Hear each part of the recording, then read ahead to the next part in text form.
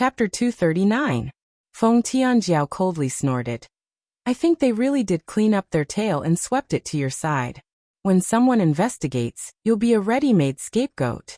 At that time, your reputation will be ruined and our Feng family and Yi family's reputations will be ruined. As the older cousin, you poisoned your own younger cousin.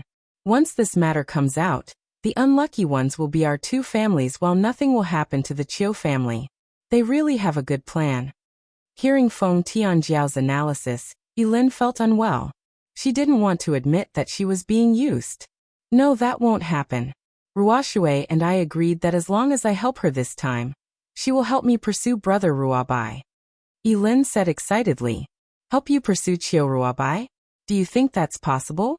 Think about how the Qiu family's two sisters looked at you before.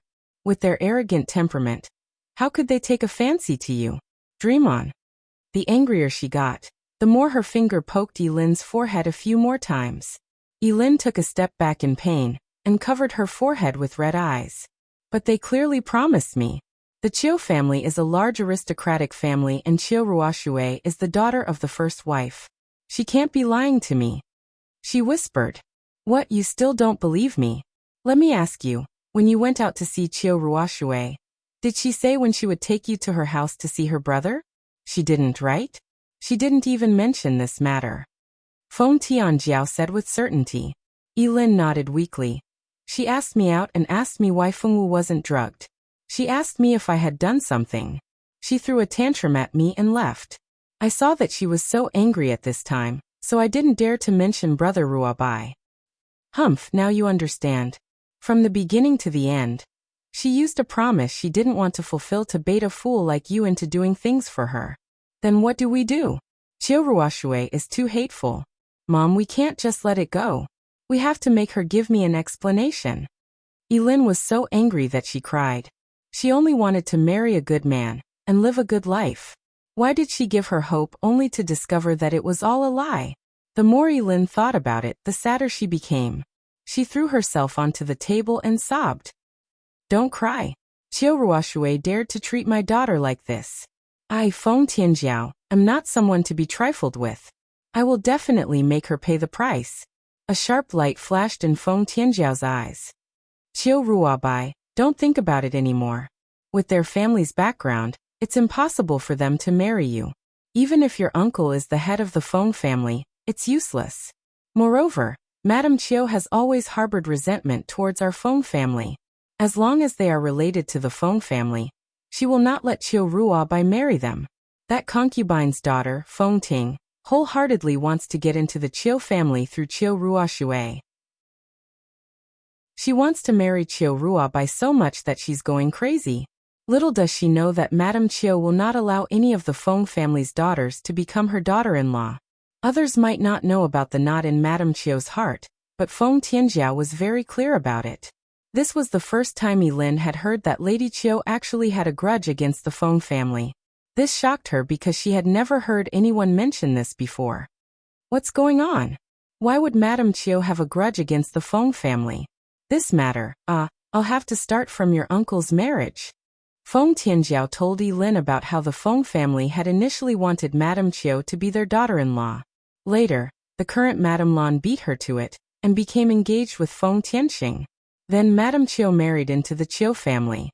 So Madame Qiu and the Feng family have such a grudge.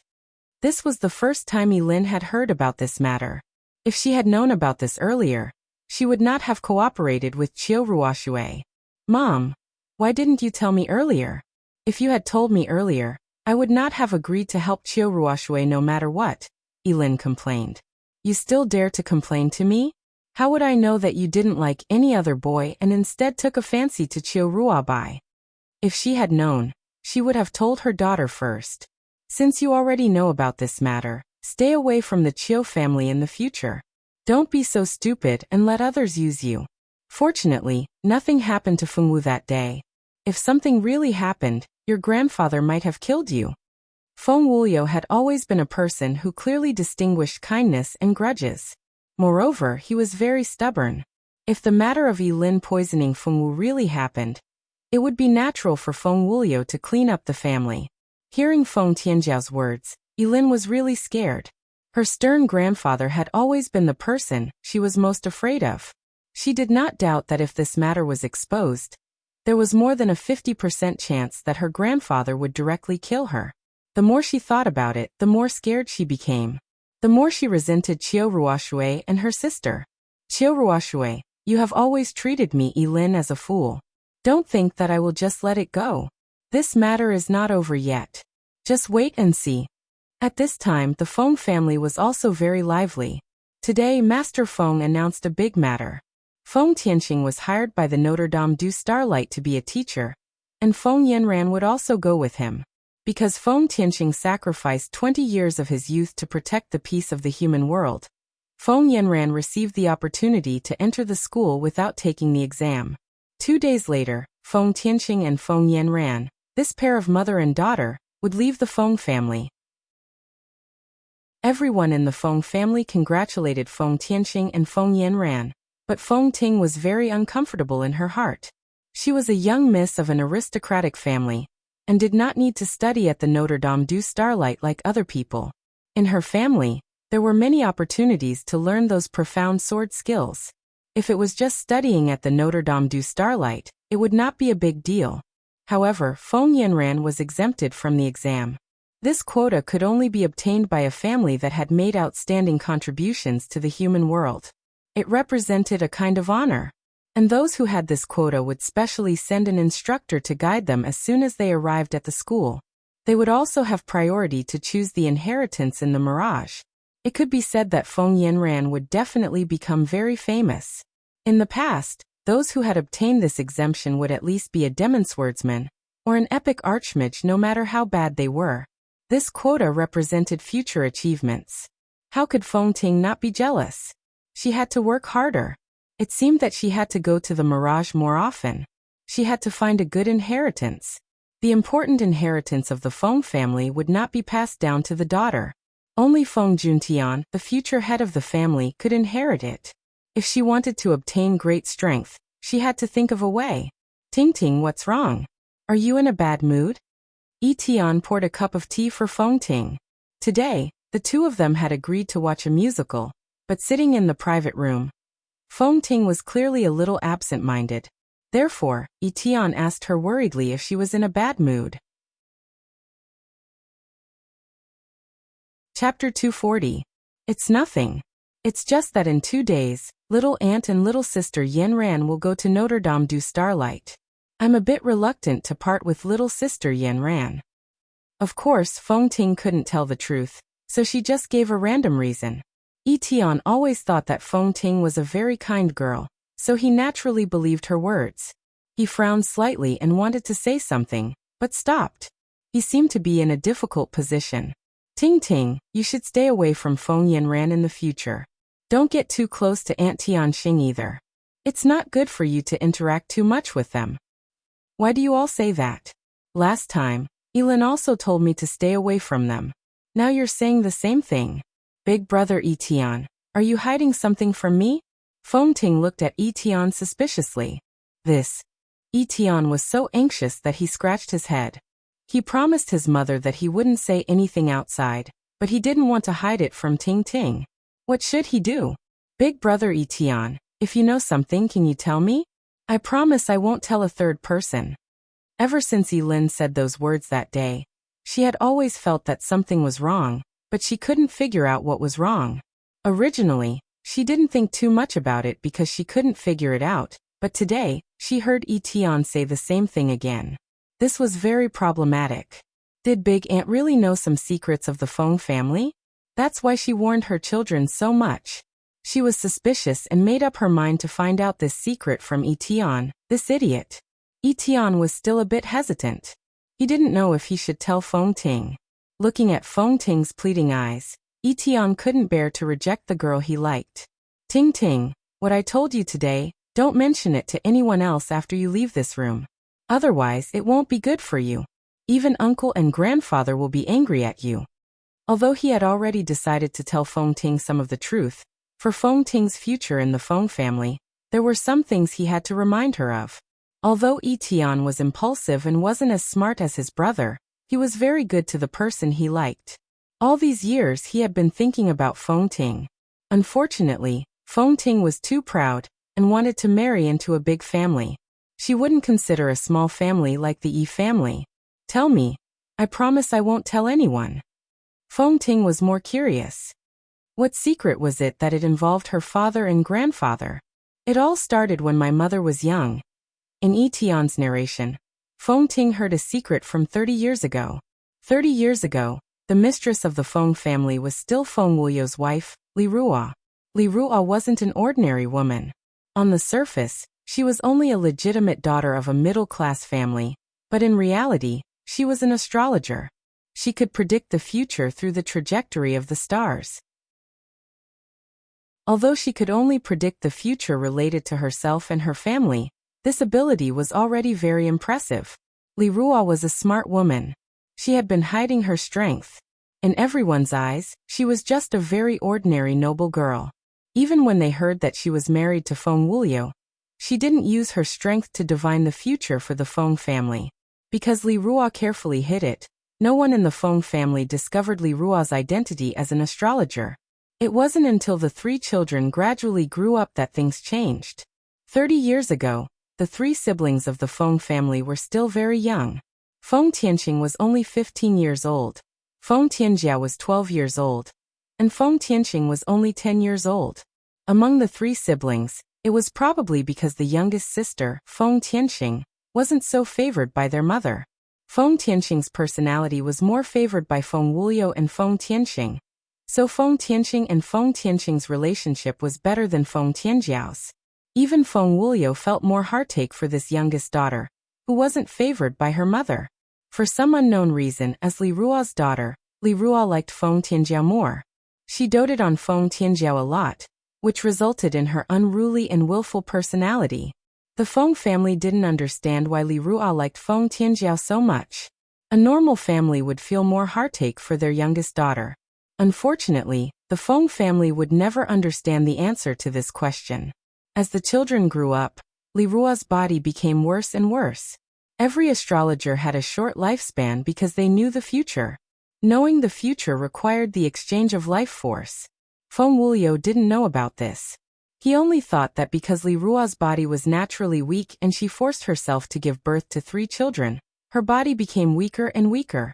In order to save Li Ruo's life, Feng Wuliu brought his son, Feng Tianqing, to a secret realm to gain experience and search for a fruit that could restore life force.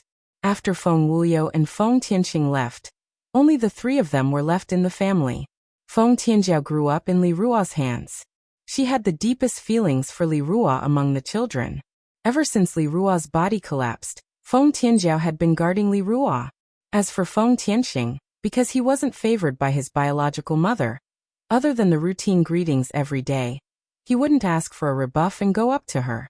On the 3rd day after Feng Wuliu and Feng Tianqing, there was a commotion in the starry sky that night. There was even a meteor shower that streaked across the sky. Li Ruo felt uneasy. This kind of uneasiness would only appear when her family's future was in danger. She carried out an astrological divination behind Feng Tianjiao's back. The result of the divination made Li Ruo make an unexpected decision. Late that night, it suddenly rained heavily. The sound of the rain was very loud. Feng Tianjiao was awakened by the sound of the rain. She ran to find Madame Li Ruo uneasily. However, she didn't expect that Li Ruo wasn't in the room. It was so late and Li Ruo's body was so weak. Where could she have gone? Feng Tianjiao searched anxiously. Finally, when she passed by Feng Tianqing's room, she heard some movement. She walked into Feng Tianqing's room. Originally, she just wanted to ask if Feng Tianqing had seen Madame Li Ruo.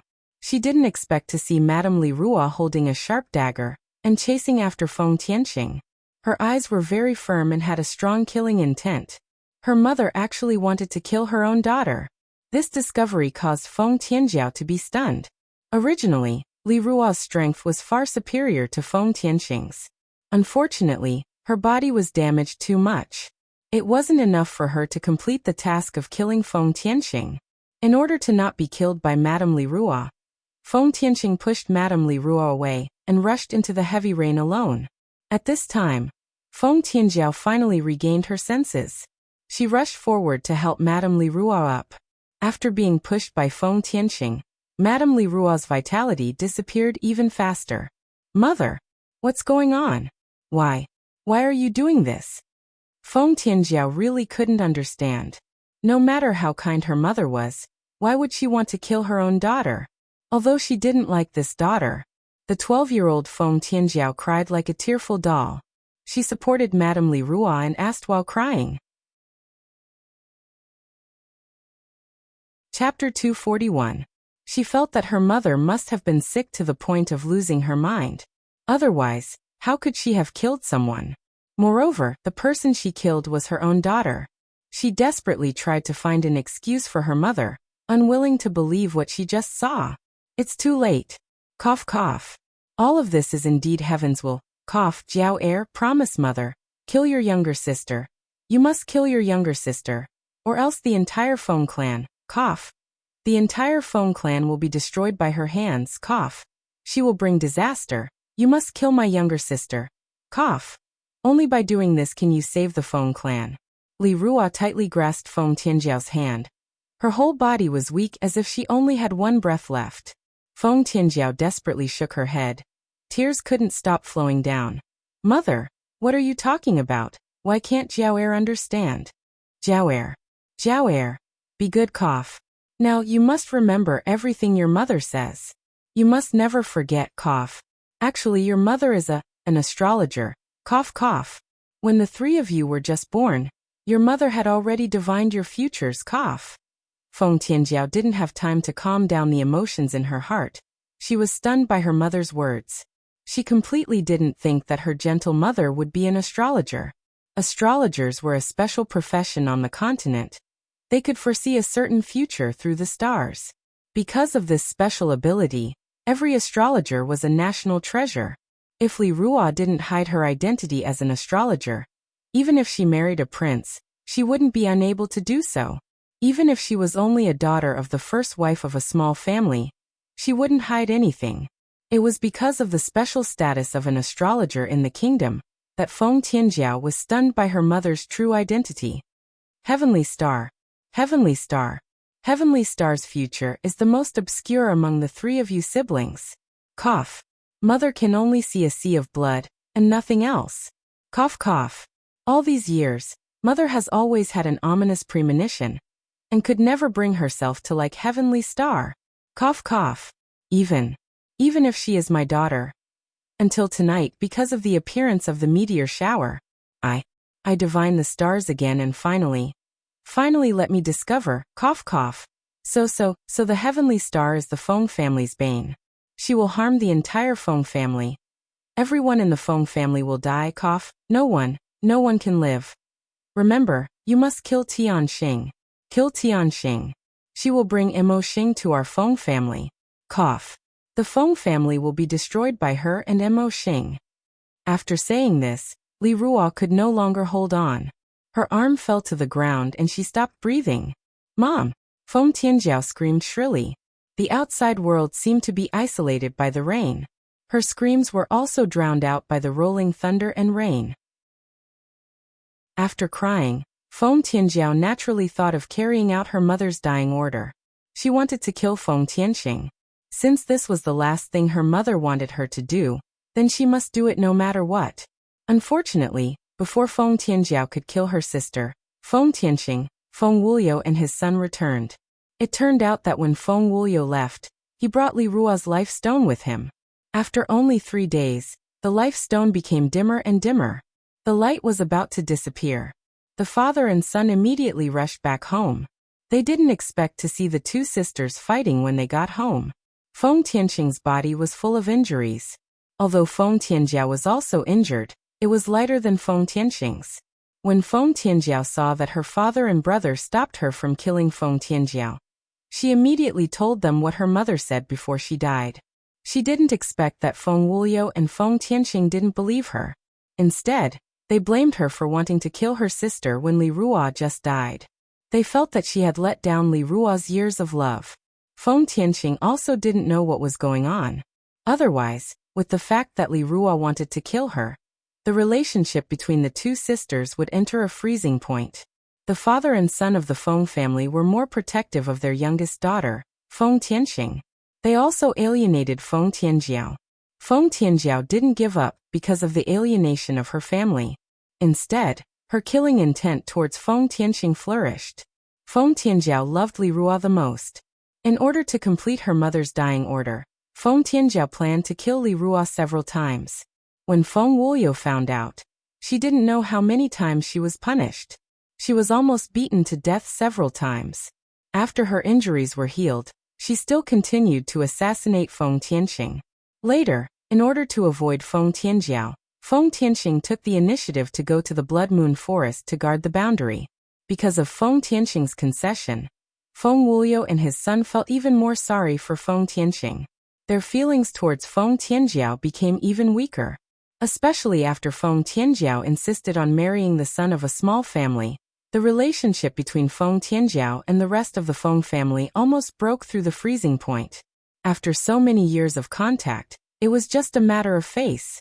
This was also the reason why Feng Yanran, whom Feng Wuliu and Feng Tianxing doted on so much, had indifferent feelings towards the children of the Yi family. After listening to Feng Tianjiao's story, Yi Tian also spent a long time to digest it. Perhaps in the eyes of outsiders, Feng Tianjiao was very unreliable, but as her son he knew that his mother, Feng Tianjiao, wasn't a simple woman. Moreover, his mother didn't regret marrying his father like what the outside world said. In fact, his mother and father's relationship was very good. The two were very loving. It was just that outsiders didn't believe it. They only thought that his mother wanted to save face and deliberately showed her happiness in front of outsiders. In fact, she lived a very hard life. His mother never explained the misunderstandings of the outside world. Even when she was in the Feng family, she deliberately took advantage of his uncle and aunt. He felt that the reason why his mother did this was to deliberately make things difficult for his uncle's family. After listening to Yi Tian's story, Feng Ting was a little dazed. She didn't know whether she should believe what Yi Tian said or not. Her grandmother was an astrologer, and there was a divination that in the future, Little Ant would bring the demon star to destroy the Feng family and kill everyone in the Feng family. This was simply too horrifying. She even suspected that it was because the relationship between Big Ant and Little Ant wasn't good to begin with, so she came up with this kind of plan to destroy Little Ant's reputation. But thinking about it, it didn't seem right. With her understanding of Yi Tian, if this was fake, Yi Tian would tell her the truth no matter what. She was still quite confident about her position in Yi Tian's heart. If the truth was really like what Aunt Tianjiao said, then would the future of the Feng family really be destroyed by Feng Tianxing? Until she left the theater, Feng Ting still didn't have a clue. 30 years had passed since that incident, and only Feng Tianjiao and Feng Tianxing were present at that time. It was impossible to find another person who could verify this matter. Chapter 242. Without being able to prove the truth of the matter, Feng Ting had no way of completely believing Feng Tianjiao's words. Feng Tianjiao was famous for being unreliable in the ancient Eastern country. Her words could only be half believed. Only her children would completely believe her words. Although Feng Ting doubted the authenticity of Yi Tian's words, she didn't completely believe it. She still made up her mind to keep a certain distance from Feng Tianxing and her daughter. Completely cutting off contact with them wouldn't work. Even if she was willing, her family wouldn't agree. Not to mention how conflicted Feng Ting's heart was. Feng Wu and the others' assessment was about to come to an end. Feng Wu killed a magical beast with a slash of her sword and dug out its magic core. This was already the 5th magic core she had obtained, which meant that she had killed 5 magical beasts. These magical beasts were all monsters in special dungeons. They didn't have any consciousness at all. If they had any consciousness, Feng Wu wouldn't have been able to kill them. Feng Wu obtained 5 magic cores and returned to her room through the teleportation point. Other than the teacher, Feng Wu was the only one in the room. She was the first student to take the initiative to leave the dungeon. Mr. James saw Feng Wu coming out first and nodded. He was very pleased with her performance. Not long after Feng Wu came out, 2 more people came out of the dungeon one after another. Both of them had injuries on their bodies. It was obvious at a glance that they had experienced a fierce battle in the dungeon. One of the two was Meng. When he saw that Fengwu was the first to come out, he only glanced at Fengwu indifferently and didn't pay attention to her anymore. In fact, he was very curious about the girl who was pestering Fengwu. Although he really wanted to find out what happened to that weird girl, he gave up after thinking about it. He wasn't familiar with her. She had already become a demigod's disciple. If he approached her like this, she might think that he was trying to suck up to her. After another half an hour, the dungeon automatically closed due to time constraints. All the students who were still in the dungeon were forcibly teleported out. The students who were teleported out didn't look too good. Their clothes were torn, and there were bloodstains on them. There was a girl whose face had been ugly ever since she was teleported out. When she saw Fengwu, she glared at Fengwu with venomous eyes. If one didn't know better, they would think that Fengwu had killed her entire family behind her back. Now I will announce the name list of those who have completed the mission. Everyone listen carefully. Those who have completed the mission this time, do not be arrogant. Those who did not do it, do not be discouraged. I hope that you will perform better next time. Now I announce the first place, Fengwu. She killed 5 monsters, so her evaluation score will be increased by 3 points. Second place, Pelt. He killed 4 monsters, so his evaluation score will be increased by 2 points. Third place, Ronald, Omen and Maguey. They killed 3 monsters each, so their evaluation score will be increased by 1 point. Next, I will announce the name list of those who have completed the mission. Silder, Joseph, Marissa, Addison, Alfred, Alvius, Anson. James read out the names of 10 people in one breath. Originally, there were only 23 people who had entered the Mirage this time. Now only 15 people had completed the mission. In other words, there were still 8 people who had not completed the mission. James did not punish these 8 people. Points would be deducted if they did not complete the mission. For these students, the deduction of points was already the most severe punishment. There was no point in punishing them further. James praised the 5 people who did the best. He also gave encouragement to those who did not complete the mission. Then he announced the end of the class and asked the injured students to go to the school infirmary to be treated by the teachers. Treating injuries in the infirmary did not cost any money. Once they left the school and were injured outside, they would have to spend money to find a native doctor or a magician with healing abilities. It was much more convenient in the school. The school had set up a special infirmary. There were doctors on duty 24 hours a day. If they were injured, they could ask the doctors to treat them at any time. It was very convenient. After James announced the end of the class, he immediately left the room. The students looked at each other. Some of them took out medicine from their space slots to eat, while others struggled to stand up. They planned to find a doctor to treat their injuries. Fengwu was fine. However, she was a little hungry after the fight. In the Mirage, if one's stamina was too low, they would need to eat. If one's stamina was too low, they would be powerless and unable to walk. In the Mirage, whether it was doing quests, running errands, or killing monsters to level up, they all required stamina. If one moved too much, they would feel hungry. Fengwu rubbed her stomach. I'm hungry. I'll find my master to cook. Fengwu girl naturally wanted to find her master to cook for her. Just like when she was at Mount Yuehua, she would find her master whenever she was hungry. The food that the master and disciple ate was all prepared by Bai Lianfeng. Fengwu had been a kitchen killer since she was young. Unless Bai Lianfeng was tired of living, she would not let her beloved disciple cook for herself. Fengwu's plan was very good. Unfortunately, before she could walk out of the door, she was stopped by someone. Stop. Don't think that you can bully people just because you're a demigod's disciple. I, Beverly, am not afraid of you. You despicable person, you snatched my magic core and still act so self-righteous. If you don't give me an explanation today, don't even think about leaving. This girl named Beverly was the strange girl who was saved by Fengwu. However, she bit the hand that fed her and asked for the magic core from Fengwu.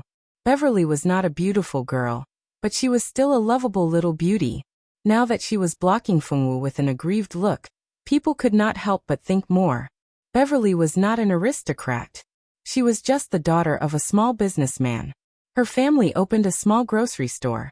Although her family was not an aristocratic family, she was also a child who grew up pampered by her family. When Beverly was in the original school, because she was in contact with some commoner children, her family background was also the best among the commoners. In the school, because of her good talent and family background, she was loved by the teachers. However, when she came to this school, everything changed. The teachers no longer paid attention to her, or other people. Her classmates no longer surrounded her, and no one looked at her with envious eyes. It was not until she entered the Notre Dame du Starlight that she realized that the gap between the aristocrats and commoners was so big. The young masters and young ladies of aristocratic families disdained to associate with commoners like her. Beverly also disdained to associate with commoners like herself. She also could not lower her face to hug the thighs of the young masters and young ladies of aristocratic families like some people did. Therefore, in her class, Beverly was just like a lone ranger. She had no friends at all. Fortunately, she was good-looking and had a delicate temperament. Some boys in the class took a fancy to her and did not mind protecting her. Chapter 243. Beverly was not an idiot. She only knew that what she could not get was the best. For those boys who protected her, she would express her gratitude gently, but would not allow them to go further. Her attitude made people feel that she was not that kind of girl who liked to be greedy for vanity. Although none of the girls in the class had a good relationship with her, she had a good reputation among the boys.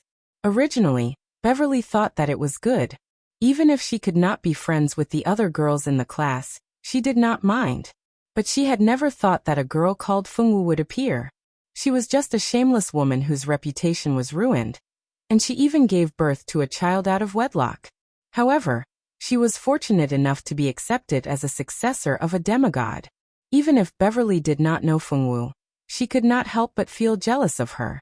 After Fengwu robbed her magic core, her jealousy rose to the level of hatred. What did she hate? She hated that Fengwu was more powerful than her. Fengwu only used 2 sword moves to kill the magical beast that almost killed her. Moreover, in her heart, Fengwu was not as good as her in birth and reputation. She was surpassed by a person who was inferior to her in every aspect. Beverly was not a broad-minded person, so of course she hated Fengwu more. At this moment, Fengwu did not know that she had been hated by the girl in front of her. She just stood there quietly, looked at Beverly quietly for 5 seconds, and then said, "Who are you?" Very good, Fengwu had completely forgotten about Beverly. The onlookers became more excited. What was going on? One said that the other party robbed her magic core, while the other said that she did not know the other party. This matter was getting more and more interesting. They did not want to treat their wounds or eat their food. It was more important to watch the show. Anyway, they would not die from a small injury.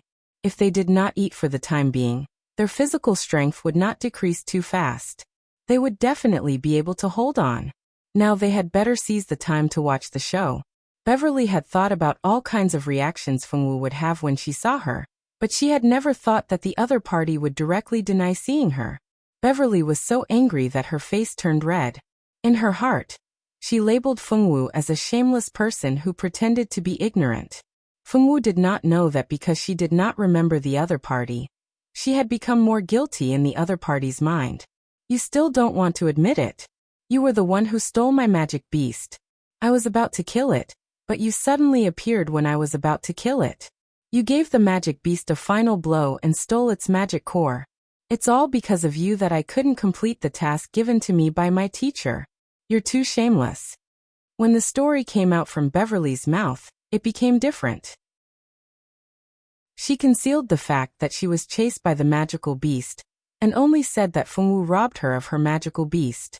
All of a sudden, she turned herself from an ungrateful villain into an innocent girl who was persecuted. Suddenly, many people who did not know the truth began to side with Beverly. Fengwu was accepted as a disciple by the demigod, which made many people envious and jealous. Now there was a stain on her reputation. If this matter was true and spread out, they did not know whether the demigod would choose another disciple. At that time, they would have another chance. Those who thought so immediately helped to denounce Fengwu. No matter whether this matter was true or not, As long as it became true, it would be fine. Although there were not many people who thought so, there were still a few. More people were purely watching the show and wanted to be a messenger of justice. This is your fault, Fengwu. We really did not expect you to be this kind of person. That's right. You are too shameless. How can you do this kind of thing? No wonder she has no injuries on her body and came out so quickly. Could it be that she robbed other people's magical beasts and killed them all? She is still a disciple of the demigod. With such a character, the demigod should expel her from the sect. I really don't understand. How can a person with such a bad character be accepted as a disciple by the demigod? Even I am confident that my character is better than hers. Fengwu suddenly became the target of a crusade. If it was an ordinary girl, she would either cry out of grievance, tear apart these people directly, or directly pull out her sword and fight. But Fengwu girl was not an ordinary girl. She blinked her eyes and looked at Beverly seriously for a while. There was a vague impression in her mind. I don't remember doing this. If you insist that I have done it, then let's go to the teacher together. The teacher is very powerful. He will definitely know whether I have done it or not. Fengwu had a vague impression of Beverly.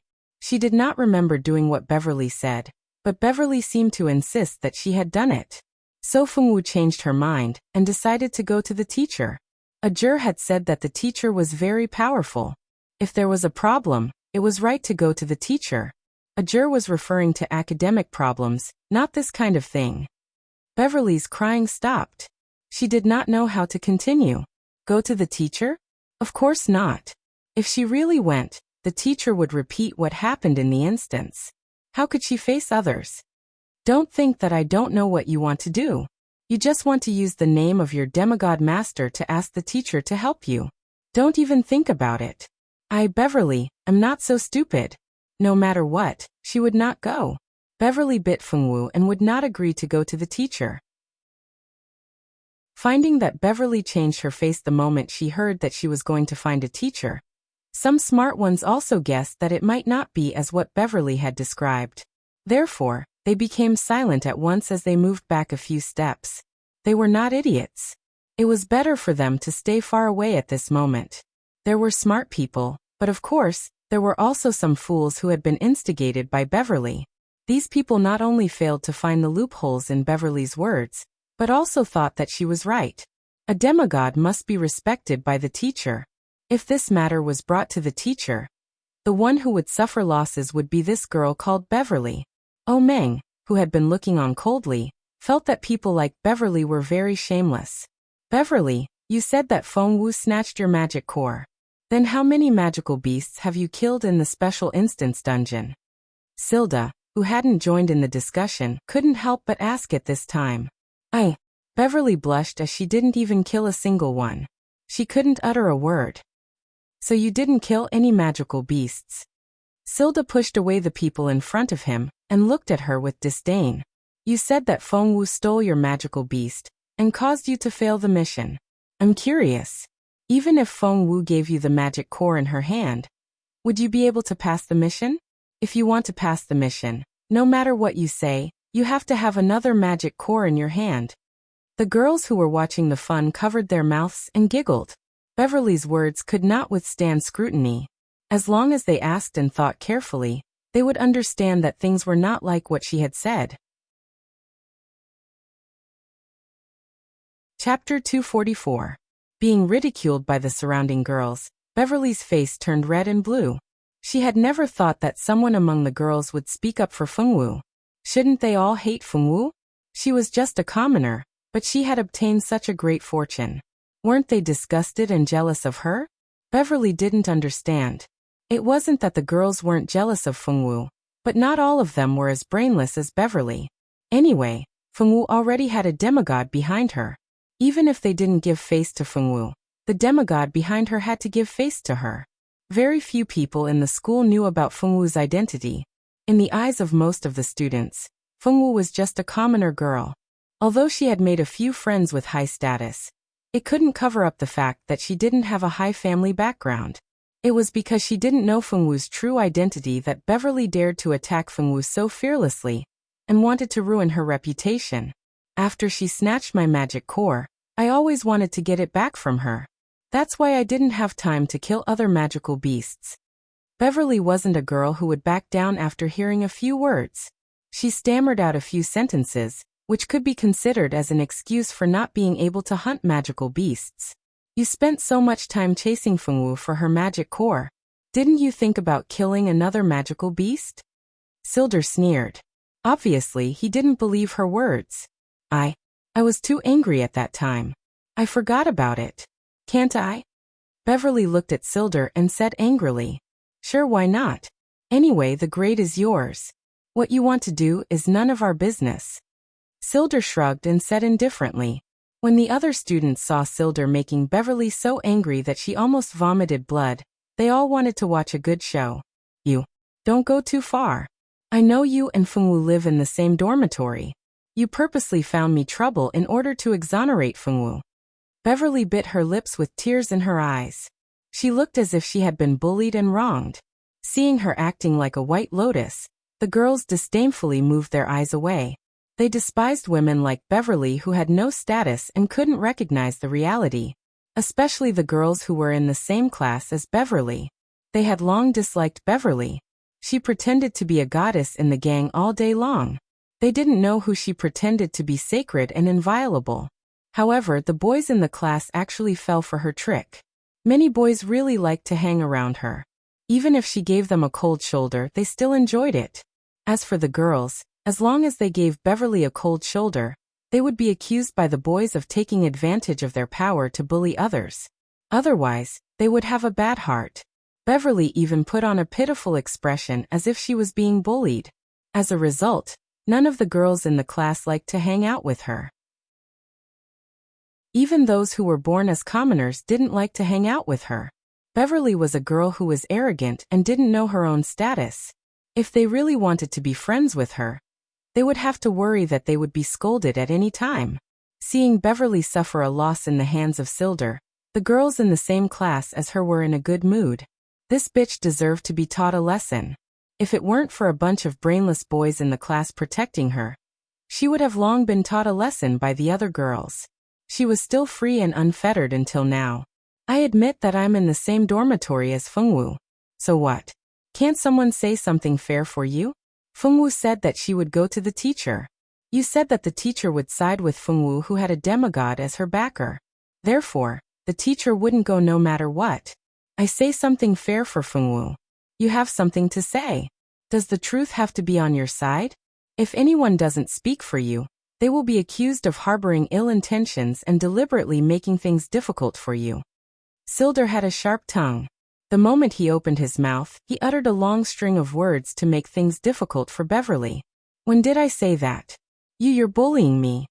After putting on an expression of you're heartless, shameless, and unreasonable, Beverly covered her face and ran away crying.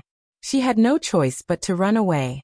She couldn't outtalk Silder, and the girls wouldn't stand on her side. As for the boys, she could see that a few of them were already hesitating whether to speak for her or not. If she didn't run away now, she would be besieged by everyone. With the main character running away, the show naturally couldn't continue. Mo Gue originally wanted to speak for Fengwu, but unfortunately, before he could say anything, Silder had already made Beverly speechless. Mo Gue was very happy to watch the show. It was indeed a good show, but it was a pity that he didn't prepare any melon seeds, snacks, or tea. If he had, it would have been great. What a pity. Mo Gue sighed in his heart. He felt that he was still not mature enough. He should have been more mature and prepared these things in case of emergencies. What did this have to do with maturity? Fengwu didn't say much during the whole process.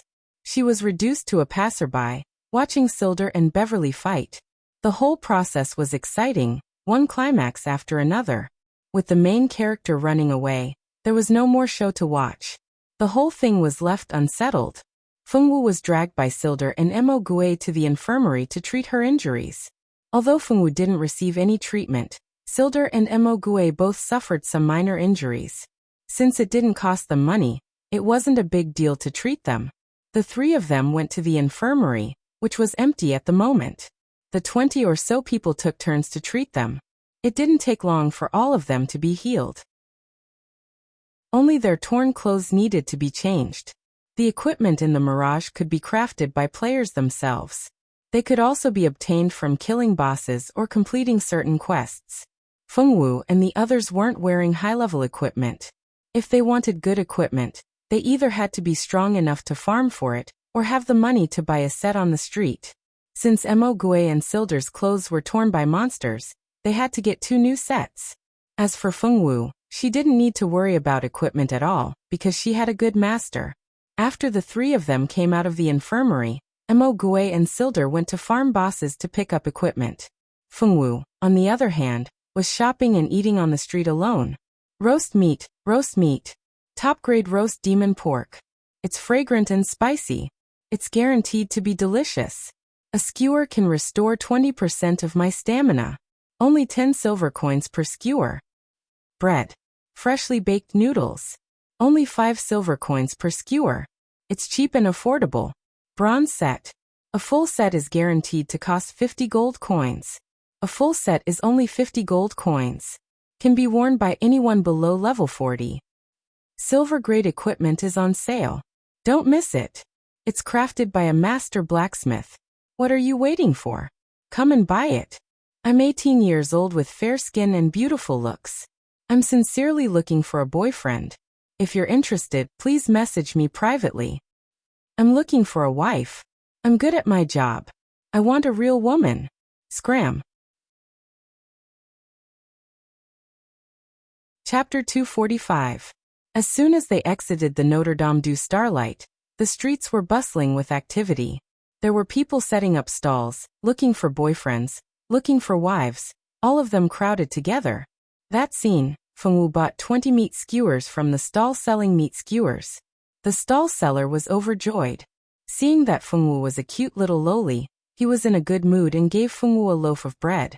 It looked like this loaf of bread was taken from the stall selling bread. Fengwu took the meat skewers and bread and ate as she walked. The meat skewers were very good and delicious. The bread was soft and had a milky fragrance. It was very fragrant. The Fengwu girl was in a very good mood as she ate the delicious food. She was very happy. As they walked, 2 young men and women wearing the Notre Dame du Starlight uniform came up to them. These 2 people were obviously not new students, because there were only 50 new students in this year's batch who had come to the Mirage. These 50 people hadn't received the Notre Dame du Starlight uniform yet. To be able to walk on the streets wearing uniforms, they were definitely seniors. At the very least, they were second-year students. Bao, every time I come to this place, I think of the first time we met. At that time, you stood in front of me. It was as if I was looking at a goddess. It was as if fireworks were blooming in front of my eyes, and I could hear the sound of fireworks.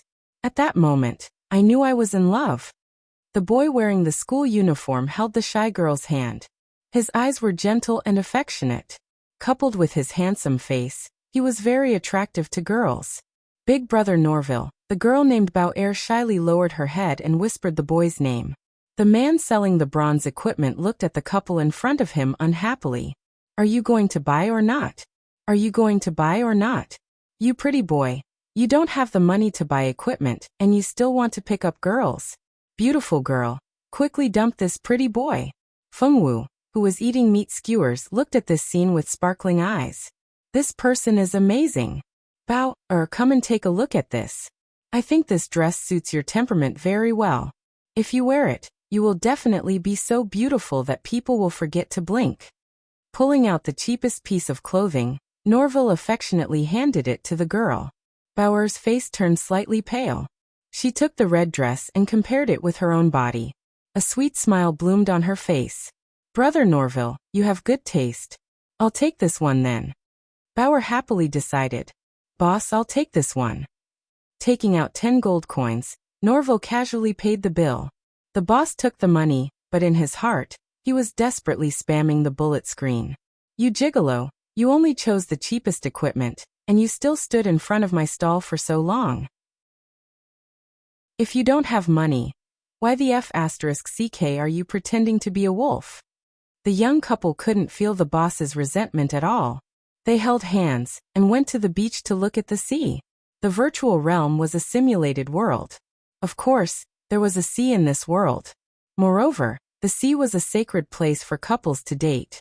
The two of them walked intimately towards the beach. They took a stroll on the beach and sat on the reef to watch the sea flowers tumble. The two of them occasionally kissed and touched each other's faces and hands. It was an intimate scene. "Brother Norville, don't you feel like someone's been staring at us?" Bauer said uncertainly. Since just now, she had the feeling that someone was staring at them, but she didn't see who was looking at them. At first, she thought it was an illusion, but this feeling grew stronger and stronger. It was so strong that she couldn't ignore it even if she wanted to. Norville smiled dotingly.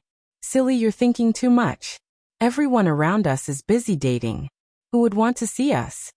This was a sacred place for couples to date. Looking at them, other than the three couples, there really was no one else. Who are you?" Who knew that as soon as Norville finished speaking, Bauer would turn around because she was worried. Unexpectedly, she saw an enlarged paralyzed face appear in front of her. Bauer almost fainted from the fright. "Who are you?" Norville was also shocked. He had been so close to someone and he hadn't noticed. If this spread, his reputation as the fifth seat of the third grade would be tarnished. "You're amazing. You can make her so happy." Fengwu looked at Norville very seriously. This guy was amazing. He could make that girl so happy with just a few words. She had to learn. Then, she could make Mingxi marry her. Fengwu had this idea in her heart. She looked at Norville more and more sincerely and seriously. "Norville, tell me who she is. Is she your new girlfriend outside?" Bauer asked angrily. "No. I don't even know her." Norville felt that he was really wronged. He had many girlfriends, but this one really wasn't his. "You really don't know her?" Bauer asked suspiciously. "Really not." Norville nodded furiously. "I'm not her new girlfriend." Fortunately, Fengwu already understood what these words meant, and seriously denied this non-existent identity. "Then who are you? Why are you following us?" Bauer asked. "I want to learn how to pursue others." Fengwu said. Norville and Bauer felt that their brains weren't enough. "You guys continue. Don't worry about me. I'll just watch." Fengwu had already made up her mind to learn Norville's pickup skills. When the time came, she could use it to pursue Mingxi. "Go away. Don't follow us." Bauer was so angry that her face turned red. She was just having a good date. Who did she offend? Fengwu shook her head. "You guys continue." She thought for a moment and added, "Just pretend that I don't exist." "Norville, go get rid of her." Bauer was going crazy. She seriously suspected that this girl was hired by one of her rivals in school to make her angry. Norville looked at Bauer and then looked at Fengwu. Although the black-haired girl was a little strange, she was a really beautiful little girl. "That's not very good. She looks young and she's a girl. It's not very gentlemanly to hit a girl." Norville had always thought of himself as the person who cherished girls the most in the entire Notre Dame du Starlight. All girls were cute in his eyes and should be pampered. He really couldn't bring himself to hit a girl. "What? You can't bear to do it, right?" "I don't care. You have to get rid of her. If you don't, I'll leave." Bauer pointed at Fengwu angrily. Her finger was almost poking Fengwu's chest. Norville swallowed his saliva and finally decided to give face to his girlfriend. He hadn't been with this girl for long and had only kissed her 3 times. At the very least, he had to kiss her a few more times before it was time to break up. "Well, miss, we still have things to do. Can you leave first?" Norville still couldn't bring himself to be rough with a girl. He could only use a more civilized way to solve the problem. Fengwu shook her head. "No, I can't. I'll just stand beside you. I won't disturb you." Why didn't they agree? She obviously wouldn't disturb them. Didn't they want to teach her how to pursue others? Fengwu was a little confused. Chapter 246. "You're the worst kind of disturbance here." Both of them yelled in their hearts. "Bauer, make her leave." Norville. "Fine, if you won't chase her away, I'll leave." Bauer was so angry that her eyes were red.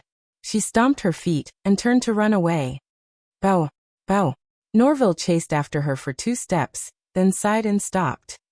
"Hey, beautiful lady, what do you want?" Norville looked at Fengwu helplessly.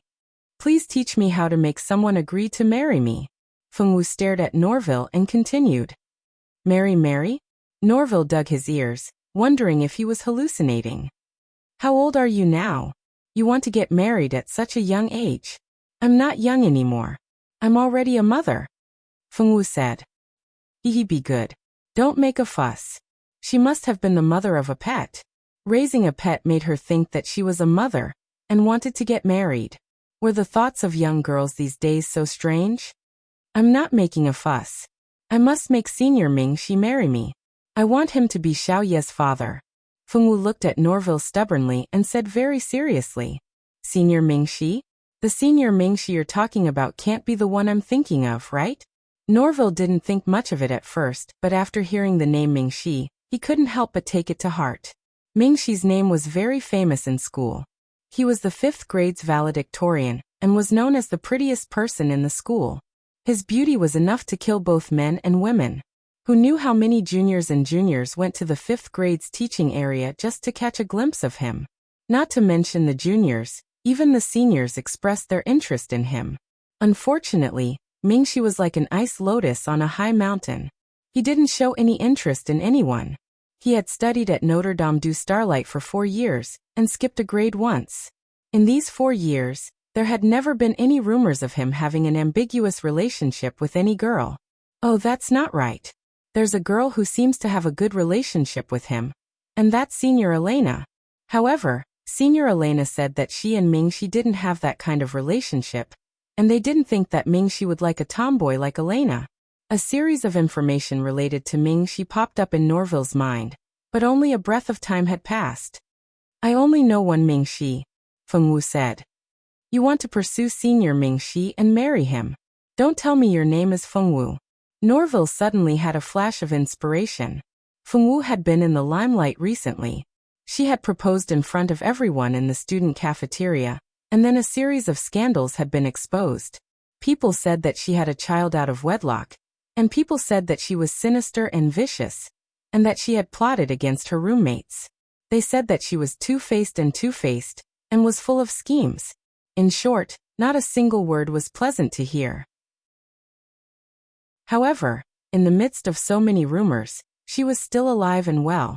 She didn't come out to cause trouble, and there were no rumors of her being unable to recover from a setback. Her strong mental fortitude was also something that the seniors enjoyed talking about. Actually, Fengwu just didn't know about it. There were more and more rumors about Fengwu recently, and most of them came from the mage department. In short, those rumors molded Fengwu into a greedy, scheming, and vicious woman with a messy private life. Because of these rumors, Ajur had dealt with many people in the mage department. Many people who spread these rumors were beaten up by him. Mo Gue also worked hard to clear Fengwu's name in the Swordmaster department. Fengwu's classmates were fine. They had been together for a semester, and Fengwu wasn't a complicated person, so it was easy for people to see through her. There weren't many people in the class who hated her. Everyone liked Fengwu's simple-minded personality. In order to not make Fengwu sad, Fengwu's classmates had been hiding all the bad rumors about her from Fengwu under Mo Gue's orders. They were afraid that she would be sad if she heard them. Fengwu was unaware of all this. I am Fengwu. Fengwu nodded obediently, a trace of doubt in her eyes. They had met before? So it really is you. I've heard so much about you. Meeting you today proves one thing. Rumors can only be half believed. No, perhaps not even half believed. He sized up Fengwu for a few seconds before nodding solemnly. As expected, rumors were the most untrustworthy. He couldn't see any trace of the rumors in this Fengwu. If she hadn't admitted that she was Fengwu, Norville would have suspected that he had mistaken her for someone else. Fengwu, I don't understand. Since you're so sincere, let's go. I'll teach you how to pursue Senior Mingxi. Norville expressed that he had to participate in such an interesting event. If it really happened, he could boast to his friends that the two of them were together because of his help. He brought Fengwu to the beach. The two found a place with fewer people, and sat down to talk. Apart from the sound of the waves, there was only the sound of their conversation. Although I've never pursued a man before, men and women are all the same. As long as it's a pursuit, it can't be separated from a few routines. Let me give you an example first. Norville paused for a moment before continuing. Under normal circumstances, when I see a woman I'm interested in, I'll create a few coincidental encounters and then say some nice words. For example, we're really fated to meet here. After that, I can send flowers. It's best to send roses because roses represent love. Women like to receive roses.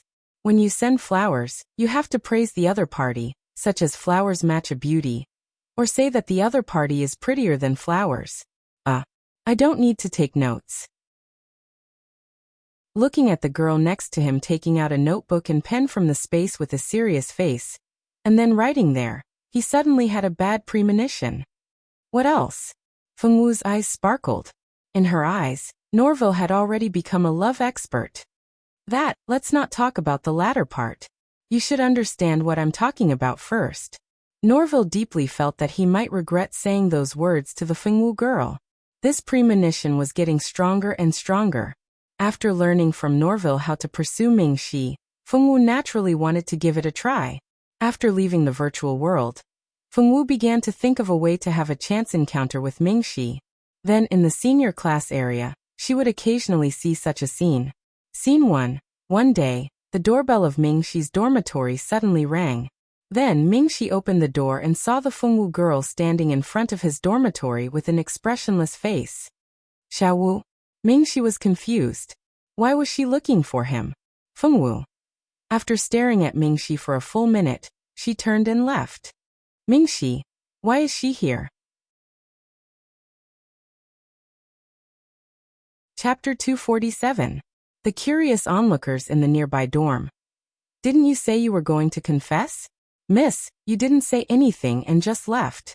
Are you worthy of the few minutes of hard work we put in here? Image 2. One day, Mingxi walked out of the 5th grade classroom.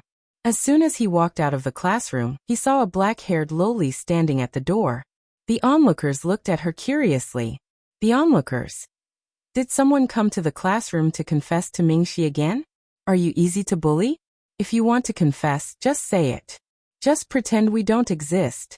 Mingxi, staring at Feng Wu with a puzzled expression, what's the matter? Feng Wu silently stared at Mingxi for a full 2 minutes. Then, just as the onlookers were about to jump out and ask her what she was doing here, she turned around and left. Yes, no one saw wrongly. She turned around and left just like that.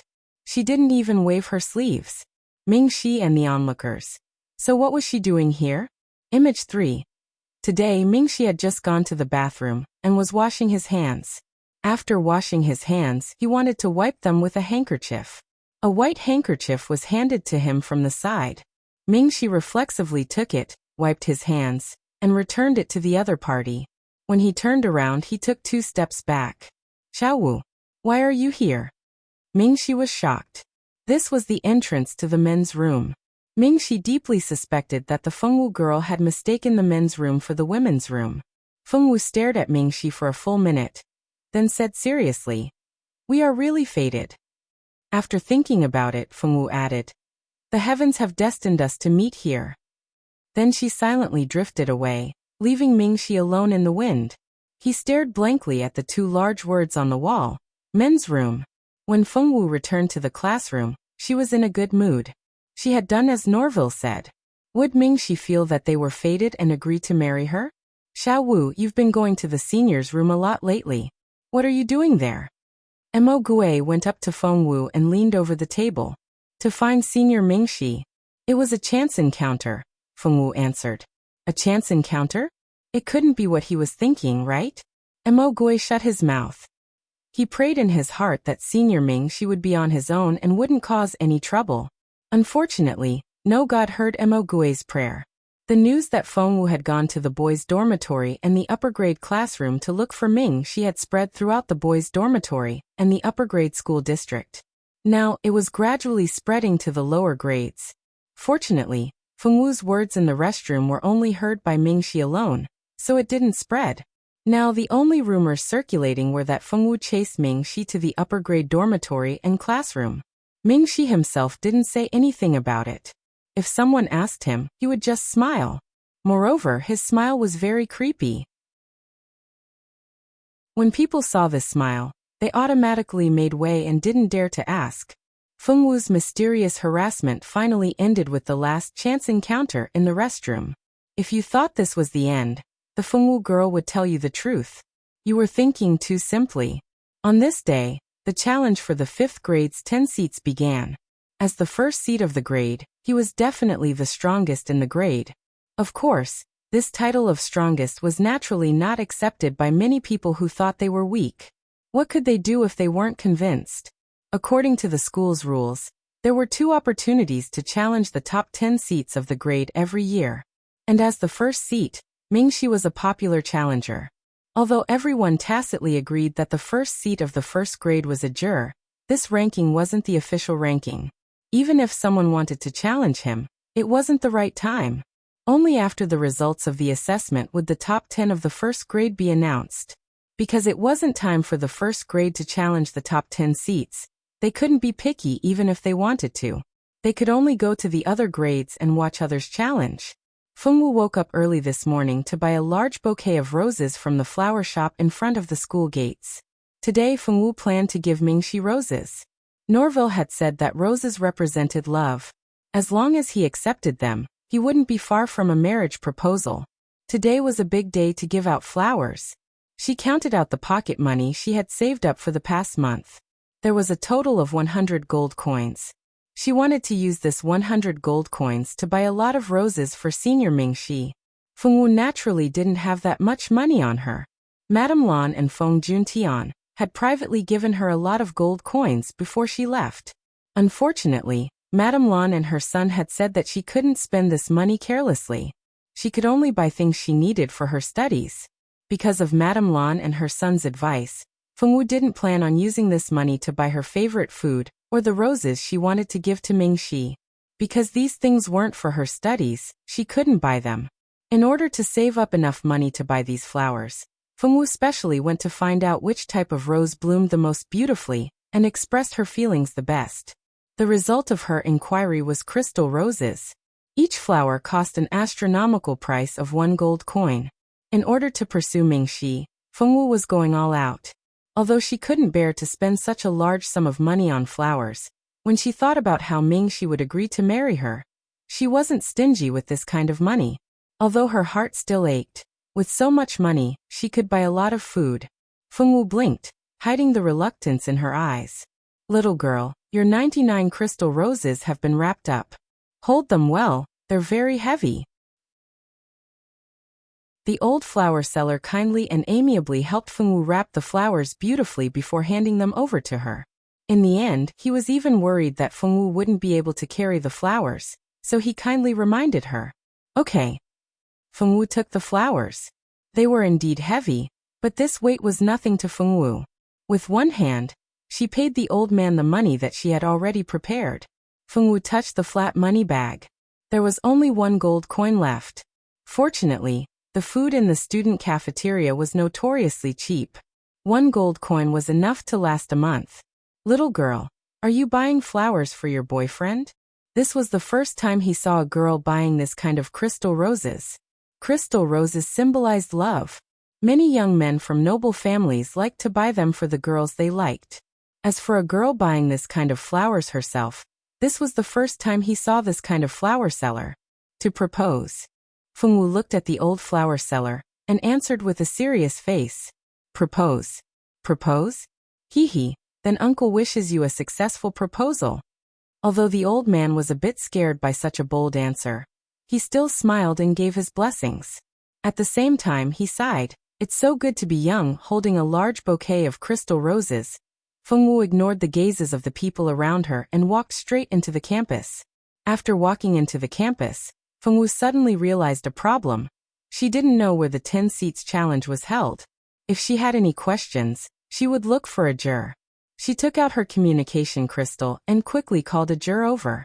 When a juror saw Fengwu holding a bouquet of crystal roses that almost covered her face, he was a bit confused. Chapter 248. Xiaowu, did someone give this to you? It couldn't be. Could it be that someone was pursuing Fengwu when he didn't know? Impossible, he had never heard of anyone in the school who was interested in Fengwu. He even gave her a crystal rose. One look, and he could tell that he was a veteran in love. This kind of man had to be chased away. Ajur sharpened his knife and began to plan how to deal with the person who dared to have designs on the Fengwu girl. He couldn't leave an open wound. It was better to leave an internal wound. No, I want to give it to Senior Mingxi. Fengwu said. You're giving flowers to Mingxi. He must have heard wrongly. Ajur's eyes widened. Fengwu nodded. Ajur felt that his whole body was not good. Where is the 5th year's 10 seats challenge? Fengwu looked for Ajur to find out the location of the 10 seats challenge. She couldn't find it herself. At the number 5 training ground. Ajur replied reflexively. After replying, he felt that something was wrong. He pulled Fengwu, who was about to leave. Xiaowu, are you really going to give him flowers? He felt that he needed to tell Fengwu that flowers were only given by men to women. No woman had ever given flowers to a man. He could imagine that Mingxi's expression when he received the flowers would be very interesting. Fengwu was about to reply when a familiar shout came from behind her. Xiaowu. Arguros walked over from afar and called out uncertainly. Fengwu hugged the large bouquet of roses. She turned her head slightly and confirmed the identity of the person who had come. Senior. Fengwu hadn't seen Arguros and the others for a while. She was quite happy to suddenly meet them. What are you doing? This is a gift from her pursuer. How generous. Such a large bouquet of crystal roses should cost around 100 gold, right? Arguros wanted to reach out and touch the fresh-looking crystal rose. But Fengwu moved aside with the flower in her arms, not letting him have his way. 99 gold. Fengwu corrected him seriously. She thought for a moment and said, It's not a gift from a suitor.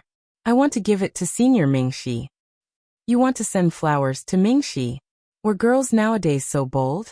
This was the first time he had heard of a girl taking the initiative to give herself to a man she was pursuing.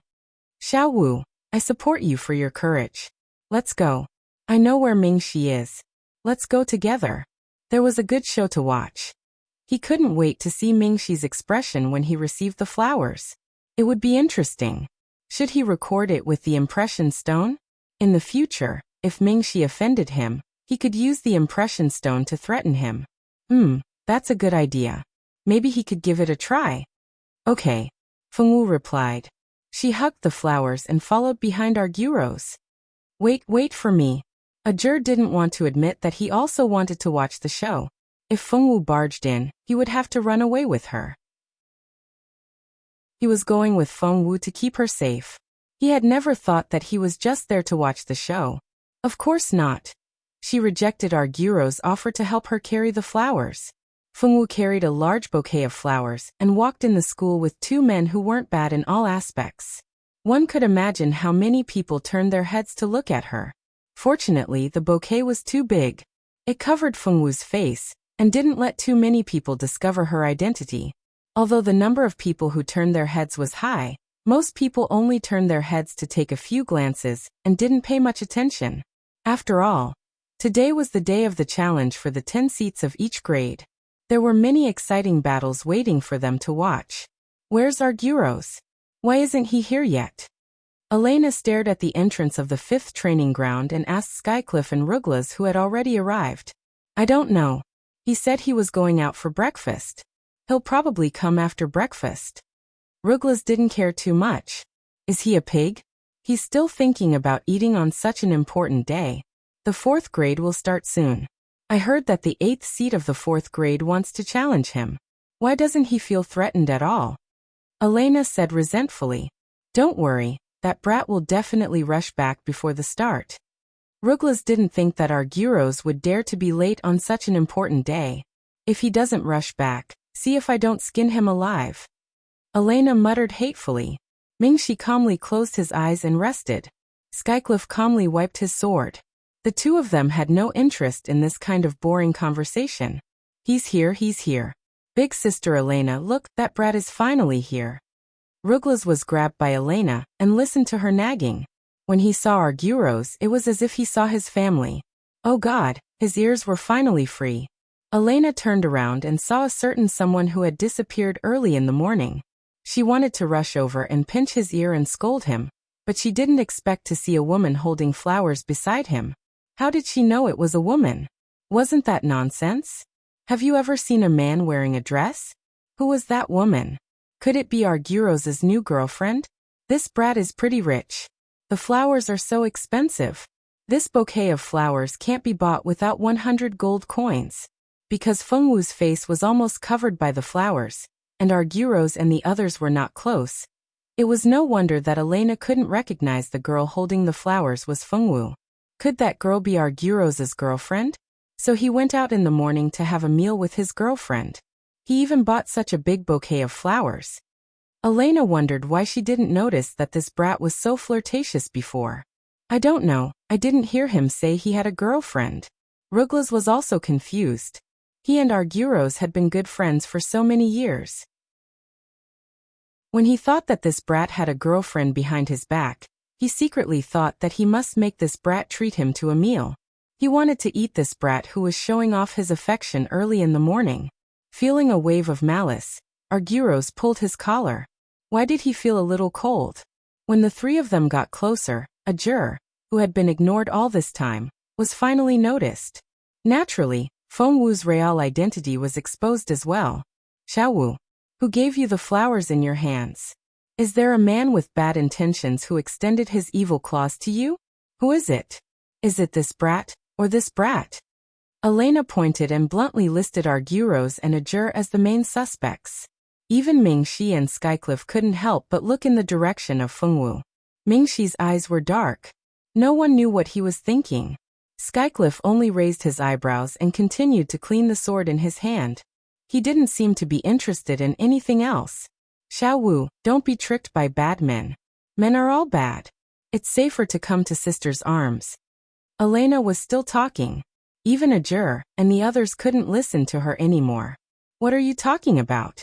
Men are bad, but you women are all good. Chapter 249. Elena was still going on. Even Ajur and the others couldn't take it anymore. What are you talking about? If men aren't good, then are women all good?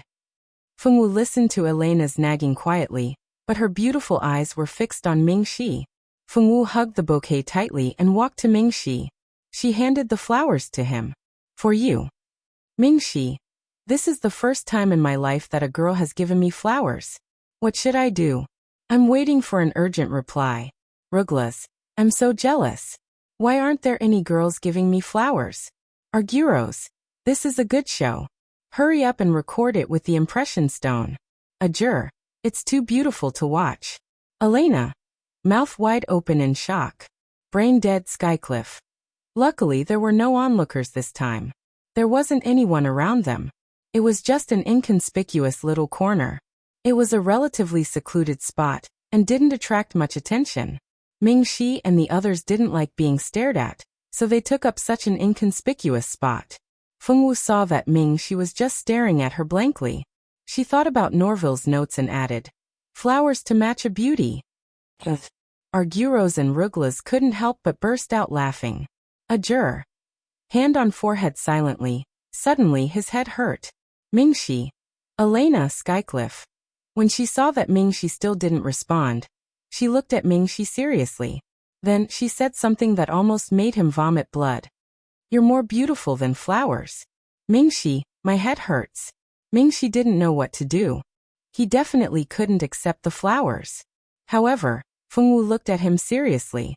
Her sincere gaze made him feel like he would be committing a crime if he rejected her.